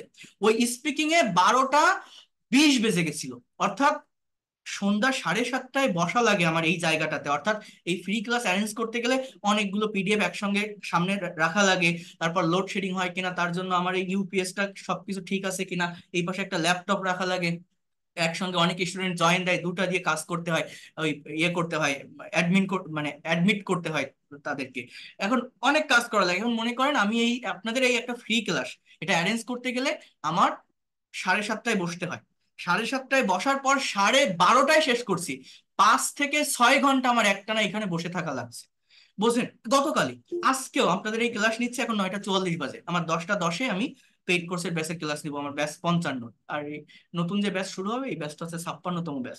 তো যাই হোক, যেটা আপনাদেরকে বলছি, যারা প্রফেশনাল হতে চায়, যারা ফ্লুয়েন্ট হতে চায়, যারা এক্সপার্ট হতে চায়, এটা তো একটা ভাষা, এটা খাওয়ার জিনিস না, পড়া পোশাক না যে আপনি খেলেন হজম হয়ে গেল, পড়লেন ছিঁড়ে গেল। একটা বিদ্যা, একটা নলেজ, একবার নিতে পারলে সারা জীবন আপনার সঙ্গে থাকবে। দেখেন, আমার হাজার হাজার লাখ লাখ সাবস্ক্রাইবার নেই, বাট আমি যাদেরকে পড়াই, আমি এতটুকু বলতে পারি, কনফিডেন্টের সঙ্গে বলতে পারি, আমি আমার ভিতর থেকে সবটুকু দিয়ে পড়ানোর চেষ্টা করি। এটার জন্য আপনার কোনো কিছু আমার এই কথা মানে বিশ্বাস করা লাগবে না, আপনি জাস্ট আমার এই ফ্রি ক্লাসগুলো করে যাবেন, আপনার আমার কথা মনে থাকবে যে এরকম একটা লোক ছিল, এইভাবে পড়াইছিলাম, এইভাবে পড়াতে দেখেছিলাম। কারণ আমি চাই আমার 5 জন থাকুক, 10 জন থাকুক, বাট তারা যেন ফ্লুয়েন্ট এবং এক্সপার্ট হয়ে বের হয়। এবং এটা যারা থাকে তারা অবশ্যই অবশ্যই ফ্লুয়েন্ট এবং এক্সপার্ট হয়ে বের হবেই। এর কোনো ব্যত্যয় ঘটবে না। আপনি আমার ফেসবুক পেজ দেখবেন, ইউটিউব চ্যানেল দেখবেন, দেখবেন কত মানুষ স্পিকিং করতেছে, এবং পেজে যে কমেন্ট গুলো আছে স্টুডেন্টের, তারা কিভাবে শিখছে, কিভাবে শিখতে পারছে, কিভাবে ডেভেলপ করতে পারছে, সেগুলো আপনারা যদি দেখেন আপনি নিজেও বুঝতে পারবেন। এবং সেগুলো দেখা লাগবে না, জাস্ট এই ক্লাসগুলো করেন, ফ্রি ক্লাসগুলো রেগুলারিটি মেনটেন করে, এবং একটা ক্লাস থেকে যে কত ইনফরমেশন পাবেন আপনি নিজেও ইমাজিন করতে পারবেন। আমি আরেকটা বিষয় দেখাচ্ছি, আমি গতকাল আপনাদের ভার্বের ফর্ম দিতে চেয়েছিলাম, এবং আমি বলছিলাম যারা ভোকাবুলারিতে দুর্বল, কিছু ইম্পর্টেন্ট ভোকাবুলারি আছে যেগুলো ভার্বের ভোকাবুলারি, এগুলো সম্পর্কে আপনি যদি ভালো একটা কনসেপ্ট রাখতে পারেন, তাহলে ইংলিশের ভোকাবুলারি নিয়ে যারা প্রবলেম ফেস করেন, যারা মনে করেন আমি ভোকাবুলারিতে দুর্বল বলে কথা বলতে পারি না, এই প্রবলেমটা আপনি ফেস করবেন না। এইটা আমি গতকাল দিতে পারিনি, কারণ আমি একসঙ্গে দুইটা ফাইল শেয়ার করেছি, আরেকটা দিলে অনেক বেশি লোড নেয়, অনেক সময় হোয়াটসঅ্যাপ ব্যান হয়ে যায়, এই জন্য আমি দেইনি। আমি আজকে ওটা দিব, এবং ওইটা নিয়ে আমি আরেকটু কথা বলবো। আর তার আগে আমি বলে রাখি, অনেকে আবার পেইড কোর্সের ডিটেলস জানতে চায়, বারবার ইনবক্সে নক করে, সেটা একটু আমি এখন দেখাই দিব। পেইড কোর্সের কথা শুনলে অনেকে ভয় পায়, চলে যায়। আপনাদের কাউকে আমি করতে বলছি না, আমার অনেক স্টুডেন্ট আছে পুরাতন যারা ক্লাস করে গেছে, তারা আগের ব্যাচে ভর্তি হতে পারেনি, বিভিন্ন সমস্যার কারণে এই ব্যাচে ভর্তি হচ্ছে, তার সেই স্টুডেন্টগুলো লোড নেওয়া আছে। বাইরের দেশ থেকে অনেক স্টুডেন্ট আছে, পার্সোনাল ক্লাস করার জন্য অনেক স্টুডেন্ট আছে, ভর্তি হয়, হচ্ছে, রেগুলার হইতে হচ্ছে, কারণ তারা জানে আমি কিভাবে ক্লাস নিই। যারা একবার আমার ক্লাস দেখছে তারা ভর্তি হয়। তো মেইন বিষয়টা হচ্ছে এই, আপনাদের কাউকে ভর্তি হতে বলছি না, যাদের ইচ্ছা নেই তারা কেউ ভর্তি হবেন না, কারণ সবাই টাকা পয়সা পেরে ওঠে না, এবং আমি সবাইকে ভর্তি করাতেও চাই না, আমার দরকারও না। আমার যেগুলো হয়, যারা রেগুলারিটি মেনটেন করতে পারে, যাদের শেখার ইচ্ছা আছে, তারা হয়, সেটা আলাদা কথা। কিন্তু এই ফ্রি ক্লাসগুলোই আপনি করেন, আমি এতটুকু আবারও বলছি, এগুলো আমি ডেমো ক্লাস নিচ্ছি না, একটা কোর্সের মতো করে নিচ্ছি, এখান থেকে আপনি ডেভেলপমেন্ট পাবেন। বাট পেইড কোর্সের বেনিফিটটা হচ্ছে ওখানে ধারাবাহিকভাবে এগোনো যায়, এবং টু ওয়ে কমিউনিকেশন থাকে, আপনার স্পিকিং করার সুযোগ থাকে, আপনার ডেভেলপমেন্টের সুযোগ থাকে, আপনি আমাকে কোশ্চেন করতে পারেন। বাট এইখানকার ক্লাসগুলো অন ওয়ে কমিউনিকেশন হয়ে যায় অনেকটা, কারণ এতগুলো স্টুডেন্ট, আমি একটু আনমিউট করে দিলে একসঙ্গে সবাই কথা বলে ওঠে, তো এইভাবে টু ওয়ে কমিউনিকেশনটা সম্ভব হয় না। তো তারপরেও এইখান থেকে আপনি যদি জানেন যে এই লোকটা তার পেইড কোর্সের স্টুডেন্টদেরকে কিভাবে পড়ায়, তার স্ট্র্যাটেজি গুলো কি, এটা যদি আপনি জেনে নিজে ইমপ্লিমেন্ট করতে পারেন, তাহলে নিজের মতো করে আপনি শিখতে পারবেন। এই জন্য একটু দেখে যান, এতক্ষণ তো আমি পড়ালাম, দেখালাম, এবার আমি একটু বলি যে আমি কিভাবে শেখাই, জাস্ট অল্প একটু। গতকাল যেহেতু বলছিলাম, খুব বেশি কথা এখানে বলবো না, আমি অল্প একটু বলি, সবাই একটু মনোযোগ দিয়ে দেখার চেষ্টা করেন, দেখবেন এটা আপনাদের জন্যই কাজে লাগবে। হ্যাঁ, তো খেয়াল করেন।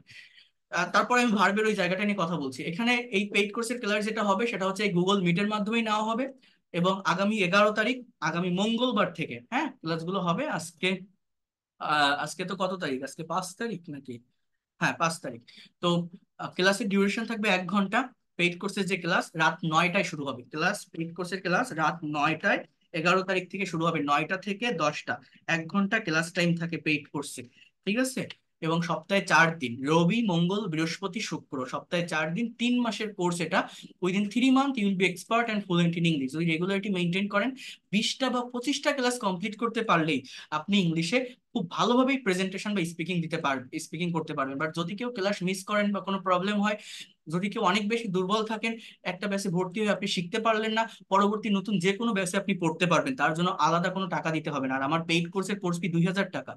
যারা পারবেন একবারে এক দিয়ে দিতে পারবেন, যারা পারবেন না 1,000 টাকা অ্যাডভান্স করেও ক্লাস করতে পারবেন, এই সুযোগটাও থাকে, আমি অর্ধেক করেও টাকা নেই। এটা কেউ দেয় না, আপনি কোনো জায়গায় দেখবেন না যে অর্ধেক টাকা দিয়ে ক্লাস শুরু করছে, বাকি টাকাটা আপনি 1 মাস পরে, 1 মাস ক্লাস করার পর আপনি দিবেন, দিয়ে বাকি ক্লাসগুলো সম্পূর্ণ করে নেবেন। এইভাবেও আপনারা করতে পারবেন। গতকাল রাতে একজন দেখছিলাম একসঙ্গে 2000 দিছিল, আর আজকে 4 জন দিছিল।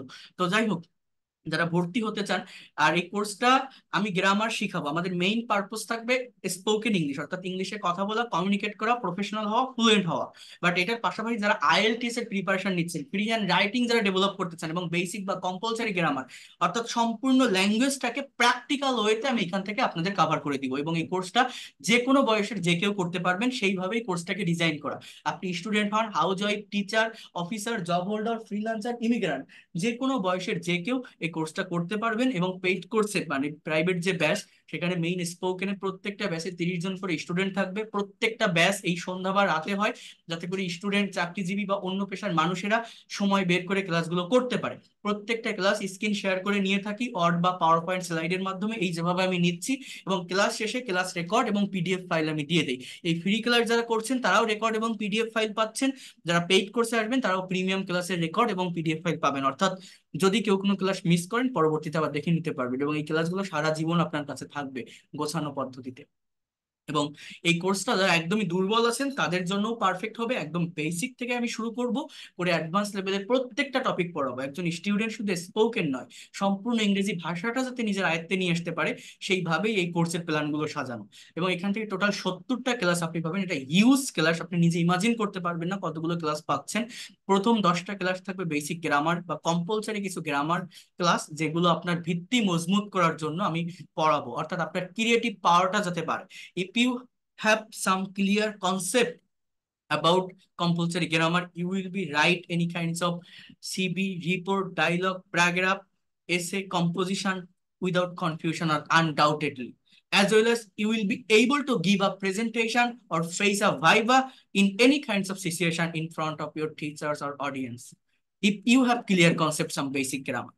তো এটা আমি আগে একটু দেখাবো। এবং গ্রামার বলতে এখানে বইয়ের ভাষার কোনো গ্রামার না, একদম প্র্যাকটিক্যাল ওয়েতে আমার মতো করে আমি দেখাবো। যেটা এই যে আজকে যে ক্লাসটা, এটা কিন্তু অনেকটা গ্রামাটিক্যাল ক্লাস ছিল, কিন্তু প্র্যাকটিক্যালি কি আপনারা অনেক কিছু বুঝতে পারেননি?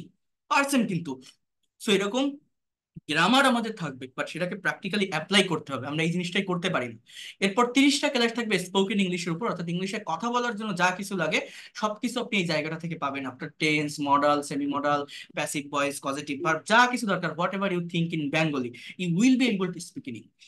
এরপর একদম সিরিজ বাই সিরিজ, ধাপে ধাপে প্রত্যেকটা ক্লাস করতে পারবেন। এরপর 40 থেকে 50 নম্বর ক্লাসগুলো হবে ফ্রি হ্যান্ড রাইটিং এবং অ্যাডভান্স লেভেলের গ্রামারের উপর, যেটা থেকে এই ল্যাঙ্গুয়েজটাকে আপনি আরো এক ধাপ ডেভেলপ করতে পারবেন। এখানে রাইটিং এ যারা এক্সপার্ট হতে চান, আমার ফিফথ ফ্রি লাইভ ক্লাসে রাইটিং এর একটা ক্লাস আছে, সেটা দেখলে আপনারা বুঝতে পারবেন। এবং রাইটিং এর জন্য 12টা মাস্টার্স ক্লাস, এখানে 40 থেকে 50, 10টা দেখাচ্ছে, বাট আমার 12টা ক্লাস আছে। 12টা মাস্টার্স ক্লাস, যেটা করতে পারলে আপনি admission test, BCS, bank job, বা ইমেইল রাইটিং, বা যারা ব্লগ রাইটিং করেন, ব্লগ লিখতে পারেন না, যারা ফ্রিল্যান্সার আছেন, ভালোভাবে চ্যাট করতে পারেন না, গিগ তৈরি করতে পারেন না, রাইটিং নিয়ে যারা প্রবলেম ফেস করেন, যে কোনো রাইটিং ফ্রি হ্যান্ডে আপনি ইংলিশে লিখতে পারবেন। সেইভাবে এই ক্লাসগুলো আমি নিয়ে থাকি, ধাপে ধাপে সিরিজ বাই সিরিজ প্রত্যেকটা ক্লাস পাবেন। প্রত্যেকটা ক্লাসের সঙ্গে প্রত্যেকটা ক্লাসের কানেকশন আপনি বুঝতে পারবেন, আজকে কোনটা পড়তেছে, আগামীকাল কোনটা পড়বো, আজকের ক্লাসের সঙ্গে আগামীকাল ক্লাসের সম্পর্ক কি, এগুলো আপনি বুঝতে পারবেন। এই ধারাবাহিকতা মেনটেন না করলে এই ল্যাঙ্গুয়েজটা কখনোই ভালোভাবে শেখা যায় না। এরপর এই 50টা ক্লাস মূলত আমি নিয়ে থাকি, অর্থাৎ আমার অধীনে থেকে আমার লেকচার অনুযায়ী, আমার স্ট্র্যাটেজি টেকনিক অনুযায়ী আপনি এগুলো করবেন, আমি আপনাকে শিখাবো। এরপর 50 থেকে 70 নম্বর ক্লাস প্রতিদিন। এইখানে কাজটা আমার না, এখানে কাজটা আপনার, অর্থাৎ আমি থাকবো, বাট আমার গাইডলাইন ফলো করে, আমার গাইডলাইন মেনটেন করে আপনাকে দিয়ে আমি কথা বলা শেখাবো। অর্থাৎ আমি একটা টিচার, আমি শুধু শেখালাম, আপনি শুধু শিখলেন, দেখলেন, দেখে বসে থাকলে হবে না, আপনাকে কাজ করতে হবে। এটা একটা ভাষা, বারবার বলছি, আপনার মুখ দিয়ে কথা বের করতে হবে, আপনাকে আউট স্পোক করতে হবে। আপনি যদি কথা বলতে না পারেন, তাহলে কখনোই আপনি শিখতে পারবেন না, সে আমি যত ভালো ক্লাস নিই আর যত বেশি ক্লাস নিই না কেন। এই জন্য 50 থেকে 70 নম্বর ক্লাসগুলো থাকবে প্রতিদিন। Conversation practice, news article translation এবং প্রেজেন্টেশন ক্লাস, যেটা করার মাধ্যমে within 3 month you will be expert and fluent in English. অর্থাৎ এই ক্লাসে বসেই আপনাকে দিয়ে একটা কনভারসেশন প্র্যাকটিস করাবো, নিউজ পেপার ট্রান্সলেট করাবো। একটা নিউজ পেপারের যে আর্টিকেল গুলো থাকে, সেখানে যে টপিকটার প্রতি আপনি ইন্টারেস্টেড, আপনি পলিটিক্সে ইন্টারেস্টেড, আপনি শোবিজে ইন্টারেস্টেড, আপনি গেম অ্যান্ড স্পোর্টসে ইন্টারেস্টেড, সেই ধরনের একটা আর্টিকেলের ভিতরে আমি যাব, গিয়ে 5টা সেন্টেন্স আমি আপনাকে ট্রান্সলেট করাবো। অর্থাৎ আপনি রিড আউট করবেন, অ্যানালাইসিস করবেন যে একটা সেন্টেন্সের সাবজেক্ট কোনটা, ভার্ব কোনটা, অবজেক্ট কোনটা, ফ্রেজ কোনটা, কোথায় ক্লজের ব্যবহার, সেন্টেন্সের অ্যাকচুয়াল মিনিংটা কি। অর্থাৎ এই নিউজ পেপার অ্যানালাইসিস করলে কি হয়, আপনার রাইটিং স্কিলটা ডেভেলপ হয়। অর্থাৎ একটা সেন্টেন্সের রাইটিং এর ফরমেশনটা ভালোভাবে আপনি বুঝতে পারবেন, রিডিং স্পিড বাড়বে, প্রোনাউন্সিয়েশন ক্লিয়ার হবে, নতুন ভোকাবুলারি থাকলে সেটা ডেভেলপ করতে পারবেন। অর্থাৎ এই নিউজ পেপার কিন্তু এই ল্যাঙ্গুয়েজটাকে ডেভেলপ করার জন্য খুবই ইফেক্টিভ একটা মেথড। এরপর প্রেজেন্টেশন ক্লাস, অর্থাৎ সার্টেন টপিক থাকবে, আইএলটিএস এর কিউ কার্ড টপিক, এবং তার যে কোশ্চেন এবং কোশ্চেনের অ্যান্সার থাকে, একটা স্যাম্পল অ্যান্সার থাকে, সেই অ্যান্সার গুলো আপনি পড়বেন, পড়ে কোশ্চেন গুলোর এগেনস্টে নিজের মতো করে স্পিকিং করবেন, প্রেজেন্টেশন দিবেন। সেখানে যে ভুলটা হবে আমি আবার ধরাই দিব। তো এইভাবে যদি করাতে থাকি সে কেন পারবে না। Within 3 month you will be expert and fluent in English. তাহলে সিকোয়েন্সটা কি বললাম, grammar, spoken, writing, conversation, translation, presentation, এইভাবে আমরা এগোবো। এবং এই কোর্সটা এমন ভাবে সাজানো হয়েছে আপনার বাসায় বাড়তি পরিশ্রম করতে হবে না। আপনি যতই ব্যস্ত থাকেন না কেন, আপনি গাড়িতে থাকেন, বাড়িতে থাকেন বা অফিসে থাকেন, জাস্ট ক্লাস টাইমে 1 ঘন্টা লিঙ্কে ক্লিক করে বসে থাকবেন, ক্লাসটা করবেন, সমস্ত প্র্যাকটিস বা যা কিছু চর্চা সবকিছু ক্লাসের ভিতরেই হবে। অর্থাৎ বাড়তি টাইম স্পেন্ড করতে হবে না। টোটাল কোর্স ফি 2,000 টাকা, 1,000 টাকা অ্যাডভান্স করে আপনারা পেইড কোর্সে ক্লাস শুরু করতে পারবেন, বাকি 1,000 টাকা পরবর্তী মাসে দিলেও হবে। আর আগামীকালও কিন্তু থার্ড ফ্রি লাইভ ক্লাস হবে, টেন্সির উপর, কেউ মিস দিবে না, ফ্রি ক্লাসগুলো প্রত্যেকে করবেন।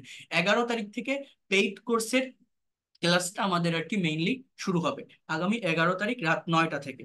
তো যারা ভর্তি হতে চান, যারা আগে আমার ফ্রি ক্লাসগুলো করে আসছেন বাট ভর্তি হতে পারেননি, এই মাসে যারা একদম নতুন ব্যাচে ভর্তি হতে চান তারা দ্রুত ভর্তি হয়ে যাবেন, কারণ সিট খুব বেশি না। আর যারা ফ্রি ক্লাসগুলো করেননি, একদম নতুন আমাকে দেখছেন, নতুন ক্লাস করছেন, তারা আরো ক্লাস করতে থাকেন, দেখতে থাকেন, ফ্রি ক্লাস শিখতে থাকেন। এখান থেকেও আপনি অনেক ডেভেলপমেন্ট পাবেন। আর যাদের বিশ্বাস আসে, ভরসা আছে, যদি মনে হয় এই লোকটা পড়াতে পারে, বোঝাতে পারে, টেকনিক ভালো, হয়তো শিখতে পারবো, বা আমি ধারাবাহিকতা মেনটেন করে এগোতে চাই, একটা গাইডলাইনের অধীনে, একটা মেন্টরের অধীনে থেকে সিকোয়েন্স মেনটেন করে এগোতে চাই, আমি এই ল্যাঙ্গুয়েজটাকে নিজের অ্যাসেট বা সম্পদ হিসাবে নিতে চাই, আমার নেক্সট জেনারেশনকে শেখাতে চাই, প্রফেশনাল হতে চাই, আর আমি এখান থেকে শিখতে পারবো, যদি এরকম কনফিডেন্ট থাকে, আমার উপর বিশ্বাস থাকে, যদি মনে হয়, তাহলে আপনারা ভর্তি হতে পারেন। It's depend on you. ঠিক আছে। এবং 2,000 টাকা কোর্স ফি, 1,000 টাকা অ্যাডভান্স করে শুরু করতে পারবেন। আর যারা ইন্ডিয়া থেকে আসেন তারাও গুগল পে বা ফোন পে করে পেইড কোর্সে ক্লাস করতে পারবেন। এটা আমার বিকাশ বা নগদ বা রকেট নাম্বার, এখানে সেন্ড মানি করে আমার হোয়াটসঅ্যাপে নক দিবেন। আমার এই দুইটা হোয়াটসঅ্যাপ বা কন্ট্যাক্ট নাম্বার, এই যে রেড কালার দিয়ে দুইটা নাম্বার দেখছেন, এই দুইটা হচ্ছে আমার মেইন কন্ট্যাক্ট নাম্বার বা হোয়াটসঅ্যাপ নাম্বার। এই দুইটা নাম্বারে আমার সঙ্গে আপনারা যোগাযোগ করতে পারবেন এবং ডিরেক্টলি কল করে কথা বলতে পারবেন। অনেকে গতকাল নক দিয়েছেন, আমি রিপ্লাই দিইনি, কারণ প্রচুর মেসেজ আসতে থাকে হোয়াটসঅ্যাপে, 800, 900, 1,000, 2,000, 3,000 মেসেজ আনসিন করা আমার ওইরকম আসতেই থাকে, আসতেই থাকে। অনেকে শুধু আসসালামু আলাইকুম, আসসালামু আলাইকুম বলে রেখে দেয়। মানে আপনার আপনারা যারা হোয়াটসঅ্যাপে নক করে না পান, একটু কল দিবেন হোয়াটসঅ্যাপ, বা ডিরেক্টলি ফোনে কল দিবেন, বা হোয়াটসঅ্যাপে যদি ডিটেলস একটু লিখে দেন, তাহলে আমি সেটা দেখব যে আমার এই এই দরকার, এই কারণে আমি আপনাকে নক দিছি। একটু পারলে ডিটেলসে লিখে দিবেন, শুধু হাই হ্যালো আসসালামু আলাইকুম বলে রেখে দিলে কিন্তু মানে ওই মেসেজগুলো ওইভাবে দেখা হয় না, সত্যি কথা বলতে। তো এই জন্য বলছি, এই দুইটা নাম্বারে আপনারা নক দিবেন বা যোগাযোগ করবেন, আমার সঙ্গে কথা বলতে পারবেন। বা যারা ভর্তি হতে চান, ইমাজিন করা যায়, আপনি ভেবে দেখেন, গতকালকের একটা ক্লাস আমি নিছি, অনলি একটা ক্লাস দেখেই 15 থেকে 16 জনের মতো ভর্তি হয়েছে আমার এই আজকে পর্যন্ত এসে একদিনে। তো একটা ক্লাস, মানুষের কতটা বিশ্বাস থাকলে বা ভরসা থাকলে একটা ক্লাস দেখেই এতগুলো মানুষ ভর্তি হতে পারে। তো যারা হতে চান তারা হতে পারবেন এইভাবে। আর ফ্রি ক্লাসগুলো প্রত্যেকে কন্টিনিউ করবেন, এই হচ্ছে মেইন কথা। এবং আমি এতটুকু বলতে পারি, আপনি ব্যর্থ হবেন না, অনেক ভালোভাবে এই ল্যাঙ্গুয়েজটাকে ডেভেলপ করতে পারবেন প্র্যাকটিক্যাল ওয়েতে। আমি আপনাদেরকে শেখাবো, কারণ দেখেন, ইংরেজি শিখতে গেলে আমি আবারও বলছি, ধারাবাহিকতা মেনটেন করতে হয়। কারণ আপনি যদি ধারাবাহিকতা মেনটেন না করেন, বিভিন্ন জায়গা থেকে ক্লাস দেখতে থাকেন, আপনি নিজেকে প্রশ্ন করে দেখেন, আজকে আমার কাছে ক্লাস করছেন, কালকে হয়তো ইউটিউবে আরেকটা ক্লাস দেখবেন, পরের দিন ফেসবুক পেজে একটা ক্লাস ভেসে উঠবে। এই বিভিন্ন জায়গা থেকে দেখতে থাকলে আপনার দিনের পর দিন, মাসের পর মাস, বছরের পর বছর যেতে থাকবে, আপনাকেও শিখে যেতে হবে, শেষ নামাতে পারবেন না। বাট কনফিডেন্টের সঙ্গে কথা বলতে গেলে আপনার জানতে হবে আমি কোন জায়গা থেকে শুরু করব, কোথায় শেষ করব, এই ল্যাঙ্গুয়েজের ভিতর কি আছে, কোন টপিকের পর কোন টপিক পড়বো, যেটা আপনি আমার এই জায়গাটা থেকে পাবেন, ধারাবাহিকতা মেনটেন করে আপনি এগোতে পারবেন। এবং আপনি কনফিডেন্টের সঙ্গে খুবই দ্রুত, within 2 or 3 month you'll be expert and fluent in English. Even যারা আইএলটিএস এর প্রিপারেশন নিচ্ছেন, তারা অনেক ভালোভাবে ডেভেলপ করতে পারবেন। সেই হচ্ছে মেইন কথা। That's all for today. ভালো থাকবেন সবাই।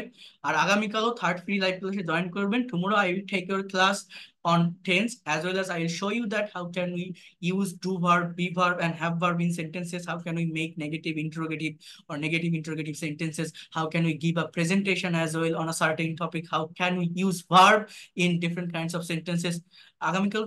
কালকের ক্লাসটা অনেক এফেক্টিভ এবং একটা মাস্টার্স ক্লাস হবে। আজকেরটা তো গ্রামার বা রাইটিং বেস ছিল, বাট আগামীকালকের ক্লাসটা একদম স্পিকিং এর উপর হবে, এতটুকু আমি বলতে পারি। তো প্রত্যেকে জয়েন করার চেষ্টা করবে।